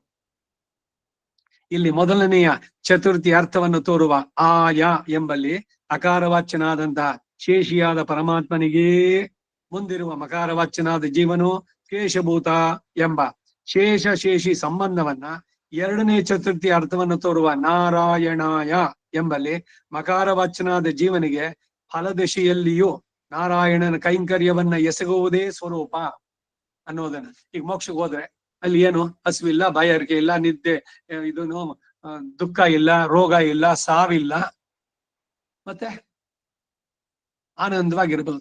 ಹಸುವಿಲ್ಲ, ಬಾಯಾರಿಕೆ ಇಲ್ಲ. ಮೋಕ್ಷದಲ್ಲಿ ಎಲ್ಲೋ ಅಡಿಗೆ ಮನೆ ಇಲ್ಲ, ಕಿಚನ್ ಅಂತ ಸಪರೇಟ್ ಆಗಿ. ಎಲ್ಲರೂ ಯುವಕರು, ವಯಸ್ಸೇ ಆಗೋದಿಲ್ಲ, ಚಿರ ಯೌವನ. ಆಮೇಲೆ ಭಗವಂತನಿಗೆ ಸದಾ ಅವನಿಗೆ ಸಮಾನವಾದ ಆನಂದವನ್ನು ಪಡೀತಾರೆ. ಸಾಯುಜ್ಯಂ ಇಷ್ಟೇನಾ? ಸಾಯುಜ್ಯವನ್ನು ಪಡೆದು ಭಗವಂತನಿಗೆ ಕೈಂಕರ್ಯದಲ್ಲೇ ತಮ್ಮನ್ನು ಅಲ್ಲಿ ಸಾರ್ಥಕತೆ ಅದು. ಇಲ್ಲಿದ್ರು ಅವನ್ ಕೈಂಕರ್ಯ ಮಾಡಬೇಕು, ಆದ್ರೆ ಒಂದೊಂದು ಕ್ಷಣ ಇಲ್ಲಿ ಅಷ್ಟೇ. ನಾವು ಈ ವಿಷಯಗಳಿಗೆ ನಮ್ಮ ಈ ತ್ರಿಗುಣಾತ್ಮಕವಾದದ್ದು ಅವುಗಳಿಗೆ ಪ್ರಚೋದನೆಯಿಂದ ಏನೇನೋ ಆಗತ್ತೆ, ಆದ್ರೆ ಅಲ್ಲಿ ಇಲ್ಲ, ಪೂರ ಏಕಮುಖವಾಗಿ ಅವನಿಗೆ ಸದಾ ಸದಾ ಪಶ್ಯಂತಿ ಸೂರಯ ಹಾಗಿರೋದು. ಜೊತೆಗೆ ಸುಮ್ನೆ ಇದ್ದು ಬಿಡೋದಲ್ಲ, ಕೈಂಕರ್ಯ ಅಲ್ಲಿ ನಿತ್ಯ ಕೈಂಕರ್ಯ ಪ್ರಾಪ್ತಿ ಅಪೇಕ್ಷೆಯ. ಏನು ಮೋಕ್ಷದಲ್ಲಿ ಏನ್ ಬೇಕು? ನಿತ್ಯ ಕೈಂಕರ್ಯ. ಉನಕ್ಕೆ ನಾಮ್ ಆಳ್ಚೈವೋಂ, ಇದು ಕೈಂಕರ್ಯ. ಆ ಕೈಂಕರ್ಯ ಅಂದ್ರೆ ಏನು? ಪ್ರೀತಿ ಪೂರ್ವಕವಾಗಿ ಮಾಡುವ ಕೆಲಸ. ಅಯ್ಯೋ ಏನ್ ಕರ್ಮ ನಾವು ಮಾಡ್ಬಿಟ್ಟಿದೀವಿ, ಇದ್ ನಡ್ಸ್ಬೇಕು. ಬ್ರಾಹ್ಮಣರಾಗಿ ಯಾಕೆ ಹುಟ್ಬಿಟ್ವೋ, 3 ಹೊತ್ತು ಸಂಧ್ಯಾವನೆ ಮಾಡ್ಬೇಕು? ಮಾಡಬೇಡಿ. ಏನ್ ಕರ್ಮ ಇದು? ಇಲ್ಲ, ಪ್ರೀತಿಯಿಂದ ಮಾಡೋದಾದ್ರೆ ಮಾಡಿ, ಇಲ್ಲಿದ್ರೆ ಬೇಡ, ಮಾಡೋದು ಬೇಡ. If you don't have faith ಅನ್ಬೋಸಿ. ಆಮೇಲೆ ಪತಿತ ದ್ವಿಜ, ಇದಕ್ಕೇನೆ ಕೂಶ್ಕೊಂಡು ಹೋಮದಲ್ಲಿ ಯಾವ್ದೋ ಮಾಡಿ ಏನು ಅಂತಂದ್ರೆ ಮಾಡದೇ ಇರುವಂತಹ ಇದು ವಿಧಿಯುಕ್ತವಾದಂತದ್ದನ್ನ ಬಿಡೋದು, ಮತ್ತೆ ಯಾವ್ದನ್ನ ಮಾಡಬಾರ್ದು ಅದು. ಇದನ್ನೇ ರಾಮಾನುಜರು ಅಕೃತ್ಯಾಕರಣ ಕೃತ್ಯಾಕರಣ ಪುರಾಣದ ಉಲ್ಲೇಖಗಳಿಂದಾನೇ ಹೇಳ್ತಾರೆ. ನರಹ ಪತನಂ ಪೃಚ್ಛತಿ ಅಂತ. ಮಾಡಬೇಕಾದದ್ದನ್ನ ವಿಹಿತವಾದದ್ದರ ಅನನುಷ್ಠಾನದಿಂದ, ಮತ್ತೆ ಯಾವುದನ್ನು ಮಾಡಬಾರ್ದು ಅಂತಿದೆಯೋ ಅದನ್ನ ಅನುಸರಿಸೋದ್ರಿಂದ. ಕೃತ್ಯಾಕರಣ ಅಕೃತ್ಯಾಕರಣ ರೂಪ ನಾನಾ ವಿಧ ಅಪಚಾರಾನ್. ಹಾಗೆ ಅದರಿಂದ ಮೋಕ್ಷ ಸಾಮ್ರಾಜ್ಯದಲ್ಲಿ ಏನು ಅಂದ್ರೆ ನಿತ್ಯ ಕೈಂಕರ್ಯ. ಆ ಕೈಂಕರ್ಯದಲ್ಲಿ ಇರ್ಬೇಕು, ಪ್ರೀತಿ ಪೂರ್ವಕವಾದಂತಹ ಸೇವೆ. ಅದಕ್ಕಾಗೆ ನಾನಿರೋದು. ಈಗ ಲಕ್ಷ್ಮಣ ರಾಮನಿಗಷ್ಟೆಲ್ಲ ಸೇವೆ ಮಾಡಿದ್ನಲ್ಲ, ಏನು ರಾಮ ನನ್ಗೆ ಶಾಲು ಓದಿಸ್ಲಿಲ್ಲ, ಇಲ್ಲ ಎಲ್ರ ಮುಂದೆ ನನ್ಗೆ ಒಂಚೂರು ಗೌರವ ಮಾಡಿ ಮಾಲೆ ಗೀಲೆ ಹಾಕಿ ಎಲ್ಲ ಮಾಡಿ, ಓ ನನ್ ತುಂಬಾ ದೊಡ್ಡ ಸರ್ವಿಸ್ ಮಾಡ್ದ ಇವನು ಹೇಳ್ಬೇಕಾಗಿತ್ತ? ಅದಕ್ಕಾಗಿ ಉದ್ದೇಶ ಇಟ್ಕೊಂಡೆ ನಾನು ಮಾಡದ್ನ. ರಾಮ ಮಾಡ್ಲಿಲ್ಲ ಅಂತಿಲ್ಲ. ಅವನ ಆಲಿಂಗನ ಲಕ್ಷ್ಮಣನಿಗೆ, ನನಗ್ ತಂದೆ ಇಲ್ಲ ಅನ್ನೋದನ್ನ ನೀನು ಮರೆಸ್ಬಿಟ್ಟೆ. ತಂದೆ ಮಗನಿಗೆ ಹೇಗಿರ್ಬೇಕು, ಎಷ್ಟು ಕಂಫರ್ಟ್ಸ್ ಇರ್ಬೇಕು ಅವನಿಗೆ, ಎಲ್ಲವನ್ನು ಆ ಪಂಚವಟಿನಲ್ಲಿ ಇದು ಮಾಡಿದಾಗ ರಾಮನ ಉದ್ಗಾರ. ಮತ್ ಎಲ್ಲಿ ನಾನು ತಲೆಗೆ ಎದ್ಬಿಡುತ್ತೋ ಅಂತ ರಾಮ ಹೇಳಿದ, ಲಕ್ಷ್ಮಣ ನಮಗೆ ಎಲ್ರಿಗೂ ಅನುಕೂಲವಾಗಿ ಒಂದು ಇದನ್ನ ನೀನು ಮಾಡು, ಕರಿಗಳಿಂದ ಮಾಡಿದ್ದಂತ ಗೂಡಿಸ್ಲು. ಅದಕ್ಕೆ ಲಕ್ಷ್ಮಣನು ಉತ್ತರ ಏನು? ಫಸ್ಟ್, ರಾಮ ನಾನಿರೋದು ನಿನ್ ಕೈಂಕರ್ಯಕ್ಕೆ, ನಾನು ಸ್ವತಂತ್ರವಾಗಿ ಇಚ್ಛಿಸಿ ಏನನ್ನು ಮಾಡೋದಿಲ್ಲ. ನೀನ್ ಈ ಜಾಗದಲ್ಲಿ ಮಾಡು ಅಂತ ತೋರ್ಸು, ನಾನು ಜಾಗದಲ್ಲಿ ಮಾಡ್ತೀನಿ ಇಂದ. ಹಾಗೆ ನನಗೆ ಸ್ವಾತಂತ್ರ್ಯವಾಗಿ, ಇದು ನನ್ನ ಪರ್ಸನಲ್ ಒಪಿನಿಯನ್ನು, ಇವೆಲ್ಲ ಝೀರೋ ಆಗಬೇಕು. ಆ ನಾನು ಅನ್ನೋದು ಇಲ್ಲವಾಗಬೇಕು, ಮಾಡೋದೆಲ್ಲ ಅವನಿಗಾಗಬೇಕು. ಈ ಅರಿವಿಂದ ಪ್ರೀತಿಯಿಂದ ಅವನಿಗೇನೆ ನಾನಿರೋದು. ಅಹಂ ಸರ್ವಂ ಕರಿಷ್ಯಾಮಿ ಜಾಗ್ರತ್ ಸ್ವಪ್ನ ಸುಷುಪ್ತಯೇ. ಅದರಿಂದ ನನಗೆ ಇನ್ನೇನೋ ಫಲ ಬೇಕಾಗಿಲ್ಲ. ಮಾಡೋದೇನೆ ಅದೇನೆ ಫಲ. ಅದು ಆ ಕೈಂಕರ್ಯ ಮಾಡೋದು ಇದೆಯಲ್ಲ ಅದೇನೆ, ಅದನ್ನ ನೀನು ಕೊಡು. ನಿತ್ಯ ಕೈಂಕರ್ಯ ಪ್ರಾಪ್ತಿ ಅಪೇಕ್ಷೆಯ. ಅದಕ್ಕಿನ್ನೊಂದಿಲ್ಲ. ಇಲ್ಲಿ ಪರೀಕ್ಷೆ ಬರೆದ್ರೆ ರಿಸಲ್ಟ್ ಇದೆ, ಆ ರಿಸಲ್ಟ್ ಇನ್ನೇನಾದ್ರು ಒಂದುಂಟಾ? ಹಾಗೆ ನಾರಾಯಣನ ಕೈಂಕರ್ಯ ಎಸಗುವುದೇ ಸ್ವರೂಪ ಅನ್ನೋದನ್ನ 2 ಚತುರ್ಥಿ ವಿಭಕ್ತಿಗಳ ಪದಗಳಿಗೂ ಭಿನ್ನ ಭಿನ್ನವಾದ ಅರ್ಥವನ್ನ ಮತ್ತು 2 ಚತುರ್ಥಗಳಲ್ಲಿಯೂ ಈ 2 ವಿಧವಾದ ಅರ್ಥಗಳು ತೋರುತ್ತವೆ ಎಂದು ಏಕಾರ್ಥವನ್ನ ಕೆಲ ಪ್ರಮಾಣಗಳಿಗೆ ಅನುಗುಣವಾದ ವಾಕ್ಯಾರ್ಥವನ್ನು ಹೇಳಬೇಕೆಂಬ ಇಚ್ಛೆಯಿಂದ ಅವ್ರು ಹೇಳಿರ್ತಾರೆ. ಅಲ್ಲೂ ಕೂಡ ಡಿಫರೆನ್ಸ್ ಇಲ್ಲ ಅನ್ನೋದನ್ನ ಸ್ಟ್ರೆಸ್ ಮಾಡ್ತಾ ಇದ್ದಾರೆ ದೇಶಿಕರು. ಮುಂದಕ್ಕೆ ദ്വയത്തിൽ പൂർവാപര ശ്രീമത് ശബ്ദങ്ങളിലും பூர்வாபர நாராயண சப்தங்களிலும் சில ஆகார விசேஷங்களை பிரித்து அனுசந்திக்கும்போது உபாய பல தசைகளுக்கும் ಉಪಯುಕ್ತಮಾಂಶ ನಿಷ್ಕರ್ಷಂ ಪಣ್ಣಿನಪಡಿ. ದ್ವಯಮಂತ್ರದಲ್ಲಿ ಪೂರ್ವ ಮತ್ತು ಉತ್ತರ ಖಂಡಗಳಲ್ಲಿ ಶ್ರೀಮನ್ ನಾರಾಯಣ ಚರಣೋ ಶರಣಂ ಪ್ರಪದ್ಯ ಮೊದಲನೇ ಲೈನು, ಉತ್ತರವೈದು ವಾಕ್ಯ ಶ್ರೀಮತೆ ನಾರಾಯಣಾಯ ನಮಃ. ಎರಡಲ್ಲೂ ಶ್ರೀಮತ್ ಶಬ್ದ. ಆ ಶಬ್ದಗಳಲ್ಲಿ ಕೆಲ ಆಕಾರ ವಿಶೇಷಗಳನ್ನು ಬೇರೆ ಬೇರೆಯಾಗಿ ವಿಭಜಿಸಿ ಅನುಸಂಧಾನ ಮಾಡೋದು ಉಪಾಯ ದಶೆ ಮತ್ತು ಫಲದಶೆಗಳಿಗೆ ಉಪಯುಕ್ತತಮವಾದ ಅಂಶಗಳನ್ನ ನಿಷ್ಕರ್ಷಿಸಿದಂತೆ. ಒಂದು ಉಪಾಯ ದಶೆ, ಇನ್ನೊಂದು ಫಲದಶೆ. ಈಗ ಪ್ರಯತ್ನ ಒಂದು ಮಾಡ್ತಾ ಇರೋದು, ಸಿಕ್ಕಿದ ಮೇಲೆ ಆ ದೇಶ ಬೇರೆ. ಹೀಗೆ ಲಕ್ಷ್ಮೀ ವಿಶಿಷ್ಟನಾದ ನಾರಾಯಣನ ಪಾದಗಳನ್ನೇ ನನ್ನನ್ನ, ಅದು ಬ್ರಾಕೆಟ್ ನಲ್ಲಿ ಭಗವಂತ ಹೇಳೋದು, ರಕ್ಷಿಸುವಂತ ವಸ್ತುವಾಗಿ ನಾನು ಆಶ್ರಯಿಸ್ತೇನೆ. ಲಕ್ಷ್ಮೀ ವಿಶಿಷ್ಟನಾದ ನಾರಾಯಣನಿಗೋಸ್ಕರವೇ ನಾನಿರೋದು. ನನಗಾಗಿ ಅಲ್ಲ, ಅವನ ಕೈಂಕರ್ಯ ಮಾಡೋದೇ ನನಗೆ ಸ್ವರೂಪ ಎಂದು ಅರ್ಥ ತೋರಿ ಬರುವ ಶ್ರೀಮನ್ನಾರಾಯಣ ಶರಣಂ ಪ್ರಪದ್ಯೆ. ಶ್ರೀಮತೆ ನಾರಾಯಣಾಯ ನಮಃ. ದ್ವಯಮಂತ್ರವಾದರೂ ಚೇತನನು ಪರಮಾತ್ಮನಲ್ಲಿ ಶರಣಾಗತಿಯನ್ನ ಮಾಡುವಲ್ಲಿ ಹೇಳುವ ಕರಣ ಮಂತ್ರವಾಗಿದೆ. ಇದು 2 ಖಂಡ ಒದಗಿದೆ, ಅಂದ್ರೆ 2 ಸೆಂಟೆನ್ಸ್, ಪೂರ್ವ ಖಂಡ ಉತ್ತರ ಖಂಡ. ಚೇತನನು ಭಗವಂತನನ್ನು ಆಶ್ರಯಿಸುವಂತಹ ಶರಣಾಗತಿ ಅನುಷ್ಠಾನದ ಉಪಾಯ ದಶೆಯನ್ನು ತಿಳಿಸುತ್ತೆ. ಉತ್ತರ ಖಂಡ ಶರಣಾಗತಿ ಆದ ಬಳಿಕ ಚೇತನನಿಗೆ ಅವನು ಮಾಡಿದ ಶರಣಾಗತಿಯ ಫಲವಾಗಿ ಒದಗುವ ನಿರಂತರವಾದ ಭಗವತ್ ಕೈಂಕರ್ಯ ಮಾಡುವಿಕೆ ಎನ್ನುವ ಫಲದಶೆಯನ್ನು ತಿಳಿಸುತ್ತೆ. ಶ್ರೀಮನ್ನಾರಾಯಣ ಎಂಬ ಶಬ್ದವು 2 ಖಂಡಗಳಲ್ಲೂ ಇದೆ. ಮೇಲಿಂದಲೂ ಇದೆ, ಫಸ್ಟ್ ಸೆಂಟೆನ್ಸ್ ಅಲ್ಲೂ ಸೆಕೆಂಡ್ ಸೆಂಟೆನ್ಸ್ ಅಲ್ಲೂ ಇದೆ. ಪೂರ್ವ ಉತ್ತರ ಹಾಗೆ ಹೇಳಿದ್ರು ಆಗ್ಬೋದು.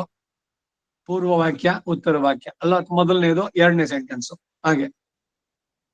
ಇದರಿಂದ ಉಪಾಯ ಮತ್ತು ಫಲ 2 ದಶೆಗಳಲ್ಲೂ ನಾರಾಯಣನು ಲಕ್ಷ್ಮೀ ವಿಶಿಷ್ಟನಾಗಿಯೇ ಇದ್ದಾನೆ ಎಂದು ತಿಳಿದು ಬರುತ್ತೆ.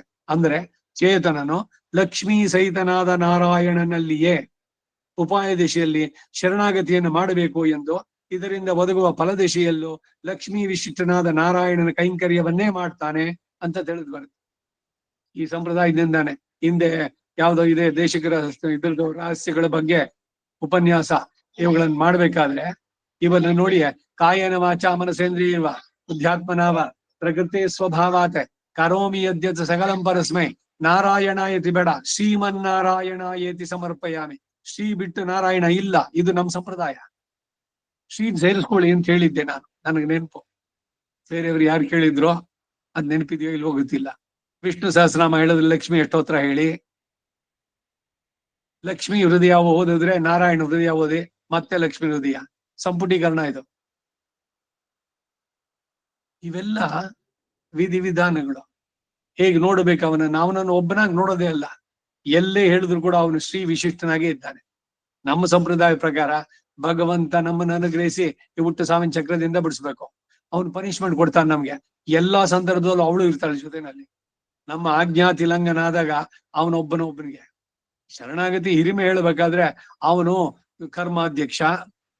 ಅದಕ್ಕಾಗಿ ನೀವು ಹೇಳಿದ ತಕ್ಷಣ ಇದ್ ಮಾಡ್ತಾರೆ, ಏನೋ ಇನ್ಫ್ಲೂಯೆನ್ಸು ಅಮ್ಮ ಅವ್ರ ಕಡೆಯಿಂದ ಹೋಗೋದು, ಅವನ ಅಮ್ಮ ಅವ್ರ ಗಂಡ. ಇದೆಲ್ಲ ಉಪನ್ಯಾಸಕ್ಕೆ ಇದಕ್ಕೆ ಸರಿ, ಆದ್ರೆ ಅವ್ರಿಗಿಬ್ಬರಿಗೂ ಸಮಪಾಲು. ನಾರಾಯಣನ ಮನಸ್ಸಿಗೆ ವಿರುದ್ಧವಾಗಿ ಅವಳು ನಡೆಯೋಲ್ಲ, ಅವಳಿಗೆ ವಿರುದ್ಧವಾಗಿ ಇವನು ನಡಿಬಾರದು. ಬರೀ ಒಬ್ಬ ಗೃಹಸ್ಥನಾದವನೇನೆ ಪತಿ ಪತ್ನಿಯರಲ್ಲಿ ಬೇಗ ನ ಜಾಯ ದಂಪತ್ಯೋ ಭಾಗೋಸ್ತಿ ಇದೆಯೋ ಇಲ್ವಾ? ಇವಳಿಗೆ ಸೇರಿದ್ದೆಲ್ಲ ಏನಿದೆಯೋ ಅದು ಅವನಿಗೆ ಸೇರಿದ್ದು, ಅವನಿಗೆ ಸೇರಿದ್ದೇನಿದೆಯೋ ಎಲ್ಲ ಇವಳಿಗೆ ಸೇರಿದ್ದು. ಹಾಗೆ ಇಲ್ಲೂ ಕೂಡ ಅಷ್ಟೇ, ಇವರಿಬ್ರು ಸೇರಿ ಒಂದು ಯೂನಿಟ್. ದೈವೋ ದಂಪತಿನಃ. ಇಲ್ಲಿ ನಾರಾಯಣನೇ ಅಂತಂದ್ರೆ ಅವನು ಶ್ರೀಮನ್ನಾರಾಯಣನೇ, ಬರೀ ನಾರಾಯಣ ಅಲ್ಲ. ಆ ರೀತಿ ಲಕ್ಷ್ಮೀ ವಿಶಿಷ್ಟನಾದ ನಾರಾಯಣ ಕೈಂಕರ್ಯವನ್ನೇ ಮಾಡ್ತಾನೆ ಅಂತ ತಿಳಿದು ಬರುತ್ತೆ. ಇದರಿಂದ ನಾರಾಯಣನು ಯಾವಾಗಲೂ ಲಕ್ಷ್ಮೀ ವಿಶಿಷ್ಟನಾಗಿಯೇ ಇದ್ದಾನೆ. ಅಹಲಗಿಲ್ಲಿ ನಿರೆಯುಮೆನ್ನೆ ಅಲರ್ಮೇಲ್ ಮಂಗೈ ಬುರೈ ಮಾರ್ಬಾ. ಅವಳನ್ನ ವಿಷ್ಣು ವಕ್ಷಸ್ಥಲ ಸ್ಥಿತ, ಅವಳ ಎದೆಯಲ್ಲಿ ನಾರಾಯಣ ಇದ್ದಾನೆ, ಇವನಲ್ಲಿ ಅವಳಿದ್ದಾಳೆ. ಅವರಿಬ್ಬರನ್ನು ಬೇರೆ ಮಾಡ್ಲಿಕ್ಕೆ ಸಾಧ್ಯನೋ? ನಮ್ಮಿಂದ ನಮ್ಮ ನೆರಳನ್ನ ಬೇರೆ ಮಾಡಿ ಸಾಧ್ಯನೋ? ಸೂರ್ಯನಿಂದ ಅವನ ಪ್ರಭೆಯನ್ನ ಕಿರಣಗಳನ್ನ ಬೇರೆ ಮಾಡಿ ಸಾಧ್ಯನೋ? ಅದಕ್ಕೆ ಸಪರೇಟ್ ಎಕ್ಸಿಸ್ಟೆನ್ಸ್ ಉಂಟಾ?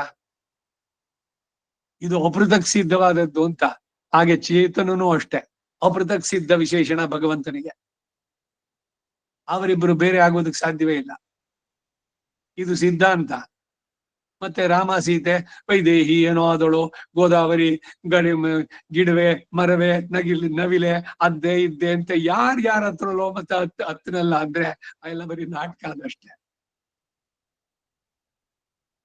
ಮನುಷ್ಯನಾಗಿರ್ಬೇಕು ಹೇಗಿರ್ಬೇಕು ಅಂತ ತೋರ್ಸೋದಕ್ಕೆ ಮಾನವನಾಗಿ ಅವನು ತೋರ್ಸಿದ್ದಷ್ಟೇ. ಅದು ಸಿದ್ಧಾಂತ ಏನು?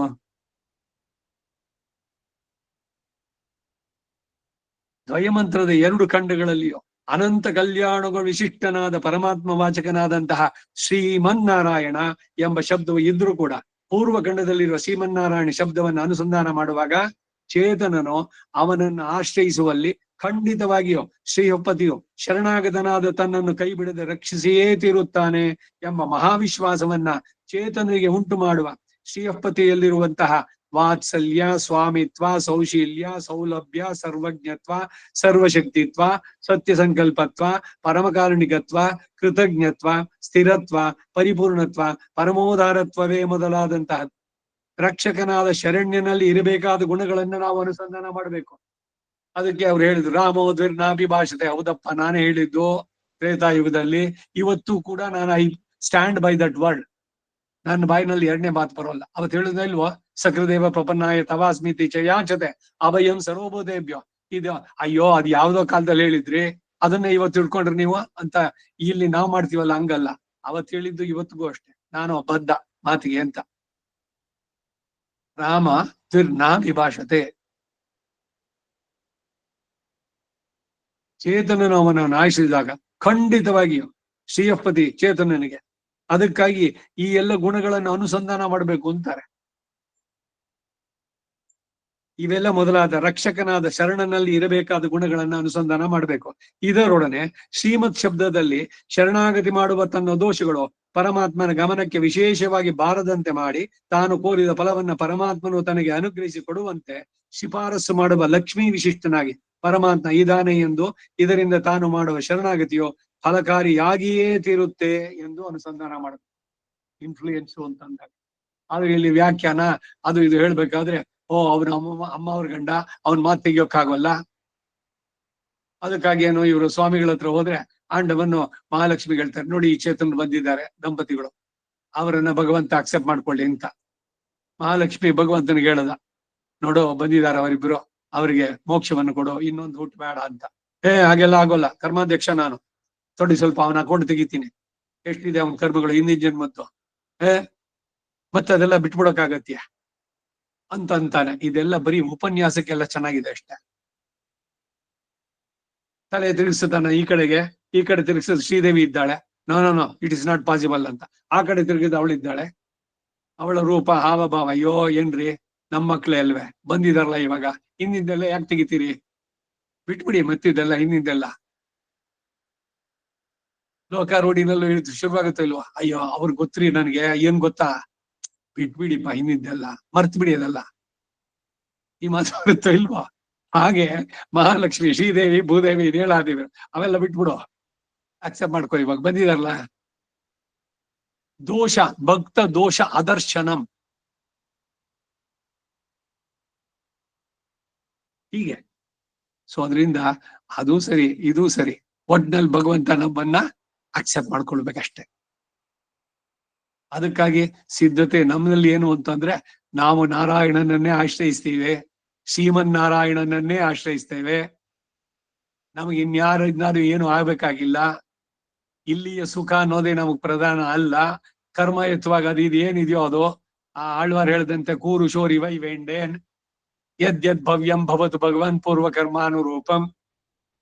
ಏನೋ ಒಟ್ನಲ್ಲಿ ಕರ್ಮದ ಶರೀರ ಆಚಾರ್ಯನ ಕೃಪೆಯಿಂದ ಈ ಒಂದು ಅರಿವು ಉಂಟಾಗಿದೆ. ಇದು ಹೋದ್ರೆ ಮತ್ತಿನ್ನೊಂದ್ಸಲಿ ಬರೋದು ಬೇಡ, ಇಲ್ಲಿ ಸಾಕು. ಇನಿಪ್ಪಿರವಿ ಯಾನ್ ವೇಂಡೆ, ಪುನಃ ಗರ್ಭವಾಸದ ದುಃಖ ನನಗೆ ಕೊಡಬೇಡ. ಇದರಲ್ಲಿ ಆ ಅರಿವು, ಆ ತೀವ್ರತೆ, ಆ ಪ್ರಾರ್ಥನೆ ಇದ್ರೆ ಖಂಡಿತ ಅವನು ಕ್ಷಮಿಸ್ತಾನೆ. ಅಂಜಲಿ ಪರಮಾ ಮುದ್ರ ಸರ್ವಾವಿಷ್ಟ ಪ್ರದಾಯಿನಿ ಶಿರಸ್ಯಂಜಲಿ ಮಾದಾಯ. ಅದಕ್ಕೆ ದೀರ್ಘದಂಡ ಪ್ರಣಾಮ, ಎರಡು ಕೈಯನ್ನ ಸೇರಿಸಿ, ಭಗವಂತ ಗೊತ್ತಿದ್ದೋ ಗೊತ್ತಿಲ್ಲದೆಯೋ ಎಲ್ಲ ಮಾಡಿದ್ದೆಲ್ಲ ಆಯ್ತು ಅನೇಕ ಜನ್ಮಗಳಲ್ಲಿ, ಹಿಂದ ಅನೇಕ ಯೋನಿಗಳಲ್ಲಿ ಬಂದು ಬಂದು ನೊಂದೆನಯ್ಯ, ಇಂದು ಈ ಭವದ ಬಂಧ ಬಿಡಿಸೋ ತಂದೆ, ಗೋವಿಂದ ನೀನು ರಕ್ಷಕ ತಾನೆ, ಗೋವಿಂದ ಅಂದ್ರೆ ಅಂತ ಮಾಡೋದು.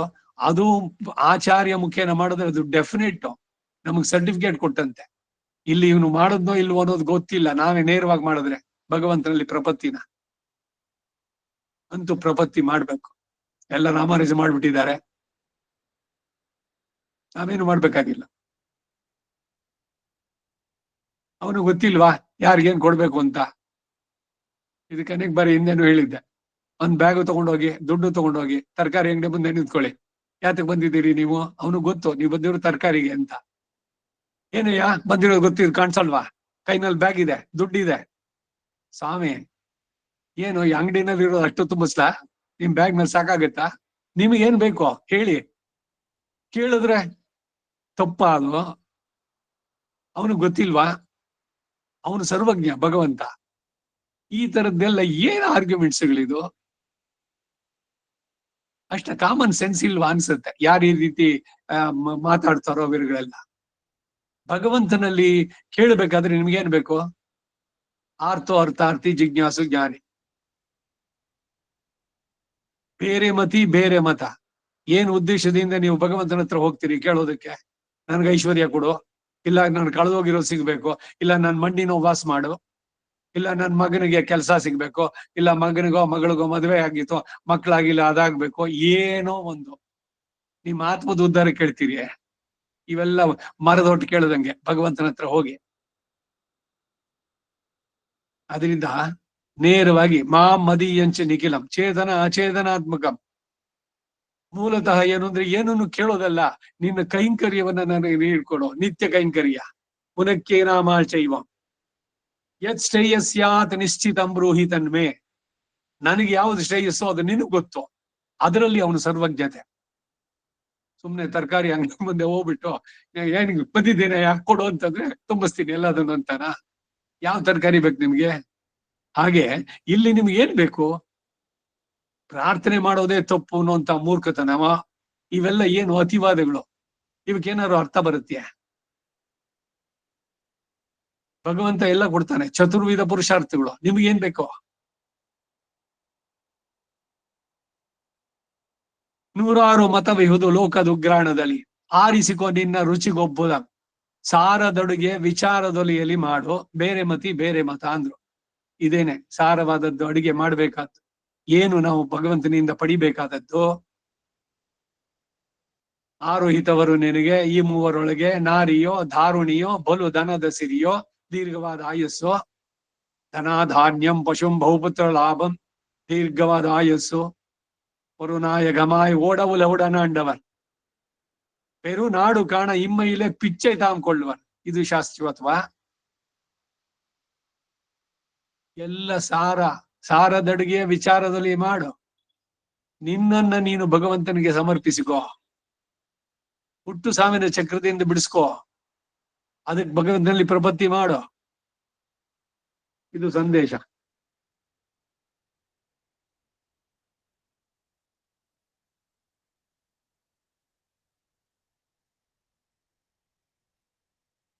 ಶ್ರೀಮನ್ನಾರಾಯಣ ಎಂಬ ಎರಡು ಶಬ್ದವು ಎರಡು ಕಣ್ಣುಗಳಲ್ಲೂ ಇದೆ.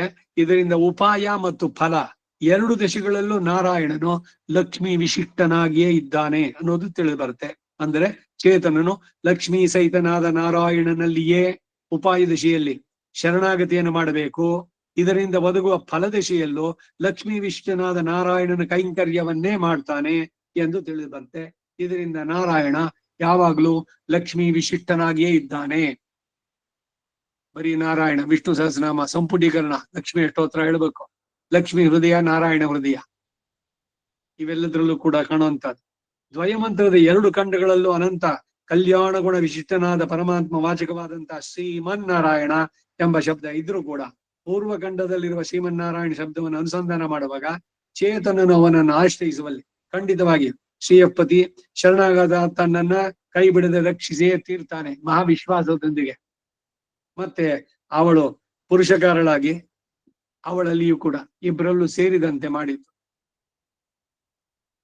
ಇವರನ್ನು ಬೇರೆ ಬೇರೆಯಾಗಿ ನೋಡಿದ್ದೇ ಇಲ್ಲ. ಇದನ್ನೇನೆ ನಮ್ಮ ಜೀವನದಲ್ಲೂ ಕೂಡ ಮಾಡಿದ್ದು. ಈಗ ಯಾರೋ ಒಬ್ಬರನ್ನ ಕರಿತೀರಿ, ಅವ್ರ ಕುಟುಂಬ ನಿಮ್ಮ ಆತ್ಮೀಯರು ಮನೆಗೆ ಶ್ರೀಮತಿ ಮತ್ತು ಶ್ರೀ ಅವರು ಅಂತ ಬರ್ತದೆ. ಅದ್ಯಾಕೆ ನಮ್ಮ ಹೆಸರಾಗಿಲ್ಲ ನಾವು ಬರೋದಿಲ್ಲ ಅಂತಂದ್ರೆ ಈಗಿನವ್ರದ್ದು ಮೆಂಟಾಲಿಟಿ ಇದು.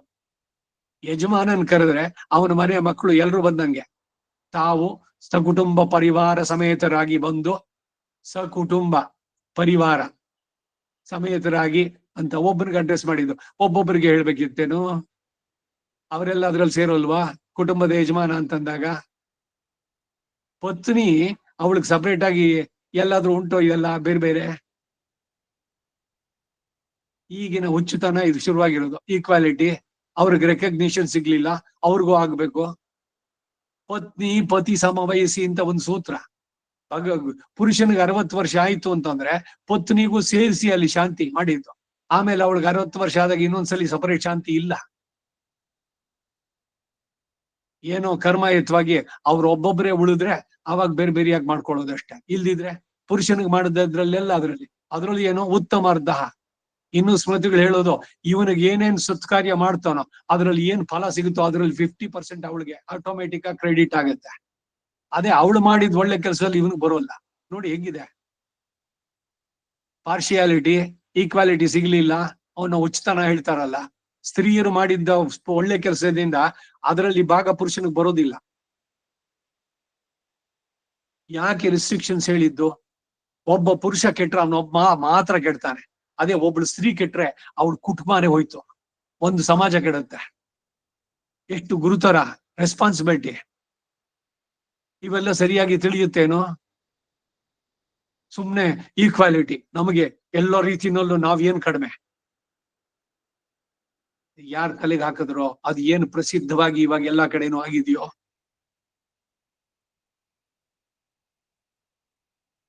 ಎಷ್ಟ್ರ ಮಟ್ಟಿಗೆ ಅಂತ ಪ್ರತಿಯೊಂದು. ಅದಕ್ಕೆ ಮದುವೆ ಆದ್ಮೇಲೆ ಹೆಣ್ಣಿನ ಹೆಸರನ್ನ ಅವನ ಗಂಡನ ಹೆಸರು ಸೇರ್ಸ್ಕೋಬೇಕಲ್ಲಿ. ಮೊದಲು ತಂದೆ ಹೆಸರು ಇರುತ್ತೆ, ಮದುವೆ ಆದ್ಮೇಲೆ ಗಂಡನ ಹೆಸರನ್ನು ಸೇರ್ಸ್ಕೊಳ್ಳೋದು. ಅದ್ರ ಬದಲು ನೀವೇ ನಮ್ಮ ಹೆಸರು ಸೇರ್ಸ್ಕೊಳ್ಳಿ. ಇದೇನು ಹೊಸದಾಗಿ ಮಾಡೋದಾ? ಇವ್ರು ಹೇಳಿದ್ ಮಾಡ್ಬೇಕಾ? ಅವನು ರಾಧಾಕೃಷ್ಣ, ಲಕ್ಷ್ಮೀ ನಾರಾಯಣ, ಶ್ರೀಯಫ್ಪತಿ, ಅವಳನ್ನ ಇಟ್ಕೊಂಡೇ ಆ ಶ್ರೀ ಇಲ್ದಿದ್ರೆ ಅವನ ಪತಿ ಅಲ್ವಾ? ಅವನಿಗೆ ಇಲ್ವೇ ಇಲ್ಲ ಅದು. ಶ್ರೀ ಸಂಬೋಧನೆಯಲ್ಲಿ ಎಷ್ಟ್ರ ಮಟ್ಟಿಗೆ ನೀವು ಸಪರೇಟ್ ಮಾಡ್ತೀರ ಅವರಿಬ್ಬರನ್ನ? ಬೇರೆ ಬೇರೆಯಾಗಿ ಭಾವಿಸಿದ್ರೆ ಮಹಾ ಅಪಚಾರ. ಗೃಹಸ್ಥರಿಗೇನೆ ನಾನು ಹೇಳುದು. ಇನ್ನು ಭಗವಂತನಲ್ಲಿ ಬೇರೆ ಬರೀ ನಾರಾಯಣನ್ ಮಾತ್ರ ಮಾಡ್ತೀನಿ, ಅದಕ್ಕೂ ಕೂಡ ಉದಾಹರಣೆ ಕೊಡ್ತಾರೆ. ಈಗ ಇವನು ರಾವಣ ಬರೀ ಸೀತೆ ಬೇಕು ಅಂದ, ಏನಾದ? ಶೂರ್ಪಣಕಿ ಬರೀ ರಾಮ ಬೇಕು ಅಂತಂದ, ಏನಾದ್ಲು?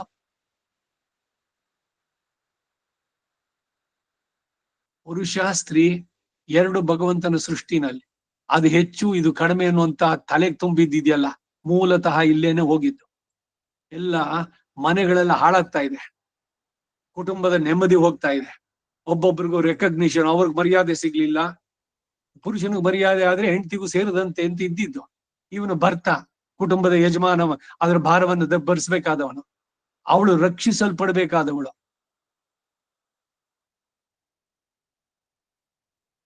ಎಲ್ಲವೂ ಕೂಡ ಇಲ್ಲ ಅನ್ವಯ.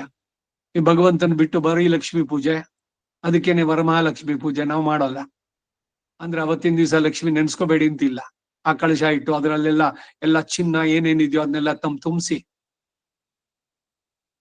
ಏನು ಇತರೆಯವರು ಮಾಡ್ಲಿ, ಅವ್ರದ್ದು ಅರ್ಥ ತಿಳಿಬೇಕು. ಆ ಒಂದೇ ದಿವಸನ ಲಕ್ಷ್ಮಿನ ಕರೆಯೋದು? ಪ್ರತಿದಿನ ಅವರು ನಮಗೆ ತಂದೆ ತಾಯಿ, ಅವ್ರನ್ನ ನೆನೆಸ್ಕೊಳ್ದೆ ನಾವು ದಿನ ಆರಂಭ ಮಾಡ್ತೀವಿ. ಅದ್ಯಾಕೆ ಅವತ್ತು ಒಂದೇ ದಿವಸ? ಅದರಲ್ಲಿ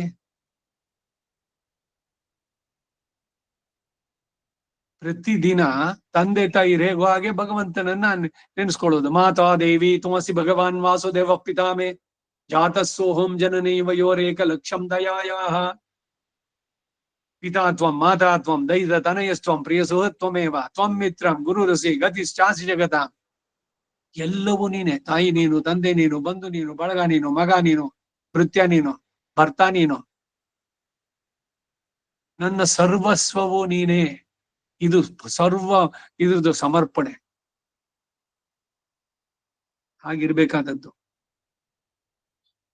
ದ್ವಯಮಂತ್ರದ ಉತ್ತರದ ಖಂಡದಲ್ಲಿನ ಶ್ರೀಮನ್ನಾರಾಯಣ ಶಬ್ದದಲ್ಲಿ ಉಪಾಯ ಅನುಷ್ಠಾನ ಮಾಡುವವನು ಫಲರೂಪದಲ್ಲಿ ಪರಮಾತ್ಮನಿಗೆ ಮಾಡುವ ಕೈಂಕರ್ಯಕ್ಕೆ ಪ್ರಯೋಜನ ರೂಪವಾದಂತಹ ಶ್ರೀಯಫ್ಪತಿಯ ಶೇಷಿತ್ವ, ನಿರತಿಶಯ ಭೋಗ್ಯತ್ವ, ದಿವ್ಯಮಂಗಳ ವಿಗ್ರಹ ವಿಶಿಷ್ಟತ್ವ, ಮಾಧುರ್ಯ ಗಾಂಭೀರ್ಯಾದಿಗಳು ಅನುಸಂಧಾನ ಮಾಡಬೇಕು.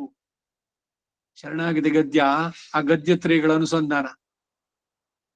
ಈ ರೀತಿ ಪೂರ್ವ ಉತ್ತರ ಖಂಡಗಳಲ್ಲಿರುವ ಶ್ರೀಮನ್ನಾರಾಯಣ ಶಬ್ದಗಳಲ್ಲಿ ಬೇರೆ ಬೇರೆ ಭಗವಂತನ ಕೆಲವು ಕಲ್ಯಾಣ ಗುಣಗಳನ್ನು ಅನುಸಂಧಾನ ಮಾಡೋದರಿಂದ ಉಪಾಯ ದಶೆ ಮತ್ತು ಫಲದಶೆಗಳಲ್ಲಿ ಅತಿಶಯವಾಗಿ ಉಪಯುಕ್ತವಾದ ಭಗವಂತನ ಕಲ್ಯಾಣ ಗುಣಗಳಲ್ಲಿರುವ ಅಂಶಗಳನ್ನ ನಿಷ್ಕೃಷ್ಟವಾಗಿ ನಾವು ತಿಳಿದುಕೊಂಡಂತಾಗುತ್ತೆ.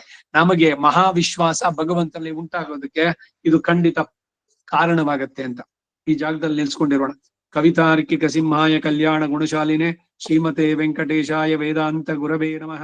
ವಾದಿದ್ವಿಪಶಿರೋ ಭಂಗ ಪಂಚಾನನ ಪರಾಕ್ರಮಃ ಶ್ರೀಮಾನ್ ವೆಂಕಟನಾಥಾರ್ಯಶ್ಚಿರಂ ವಿಜಯತಾಂ ಭುವಿ ಶ್ರೀಮತೆ ನಿಗಮಾಂತ ಮಹಾದೇಶಿಕಾಯ ನಮಃ ಸರ್ವಂ ಶ್ರೀ ವಾಸುದೇವಾರ್ಪಣಮಸ್ತು ನಮಸ್ಕಾರ ಮಾಮ. ನಮಸ್ಕಾರಂ.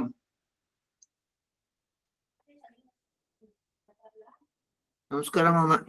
ನಮಸ್ಕಾರ. ಅದೇ ಶನಿವಾರ ಬಂದ್ವಿ ಬೆಳಿಗ್ಗೆ. ಬಂದಾಯ್ತಾ? ಓ ಆಯ್ತಾ ಇಲ್ಲ ಹ್ಮ್ ಮಕ್ಕಳ ಜೊತೆ? ಆಯ್ತು. ಸರಿ ಸರಿ, ವೆರಿ ಫೈನ್. ಏನಂದ್ರೆ ಕೈ ನೋವು ಶುರುವಾಗ್ಬಿಟ್ಟಿದೆ.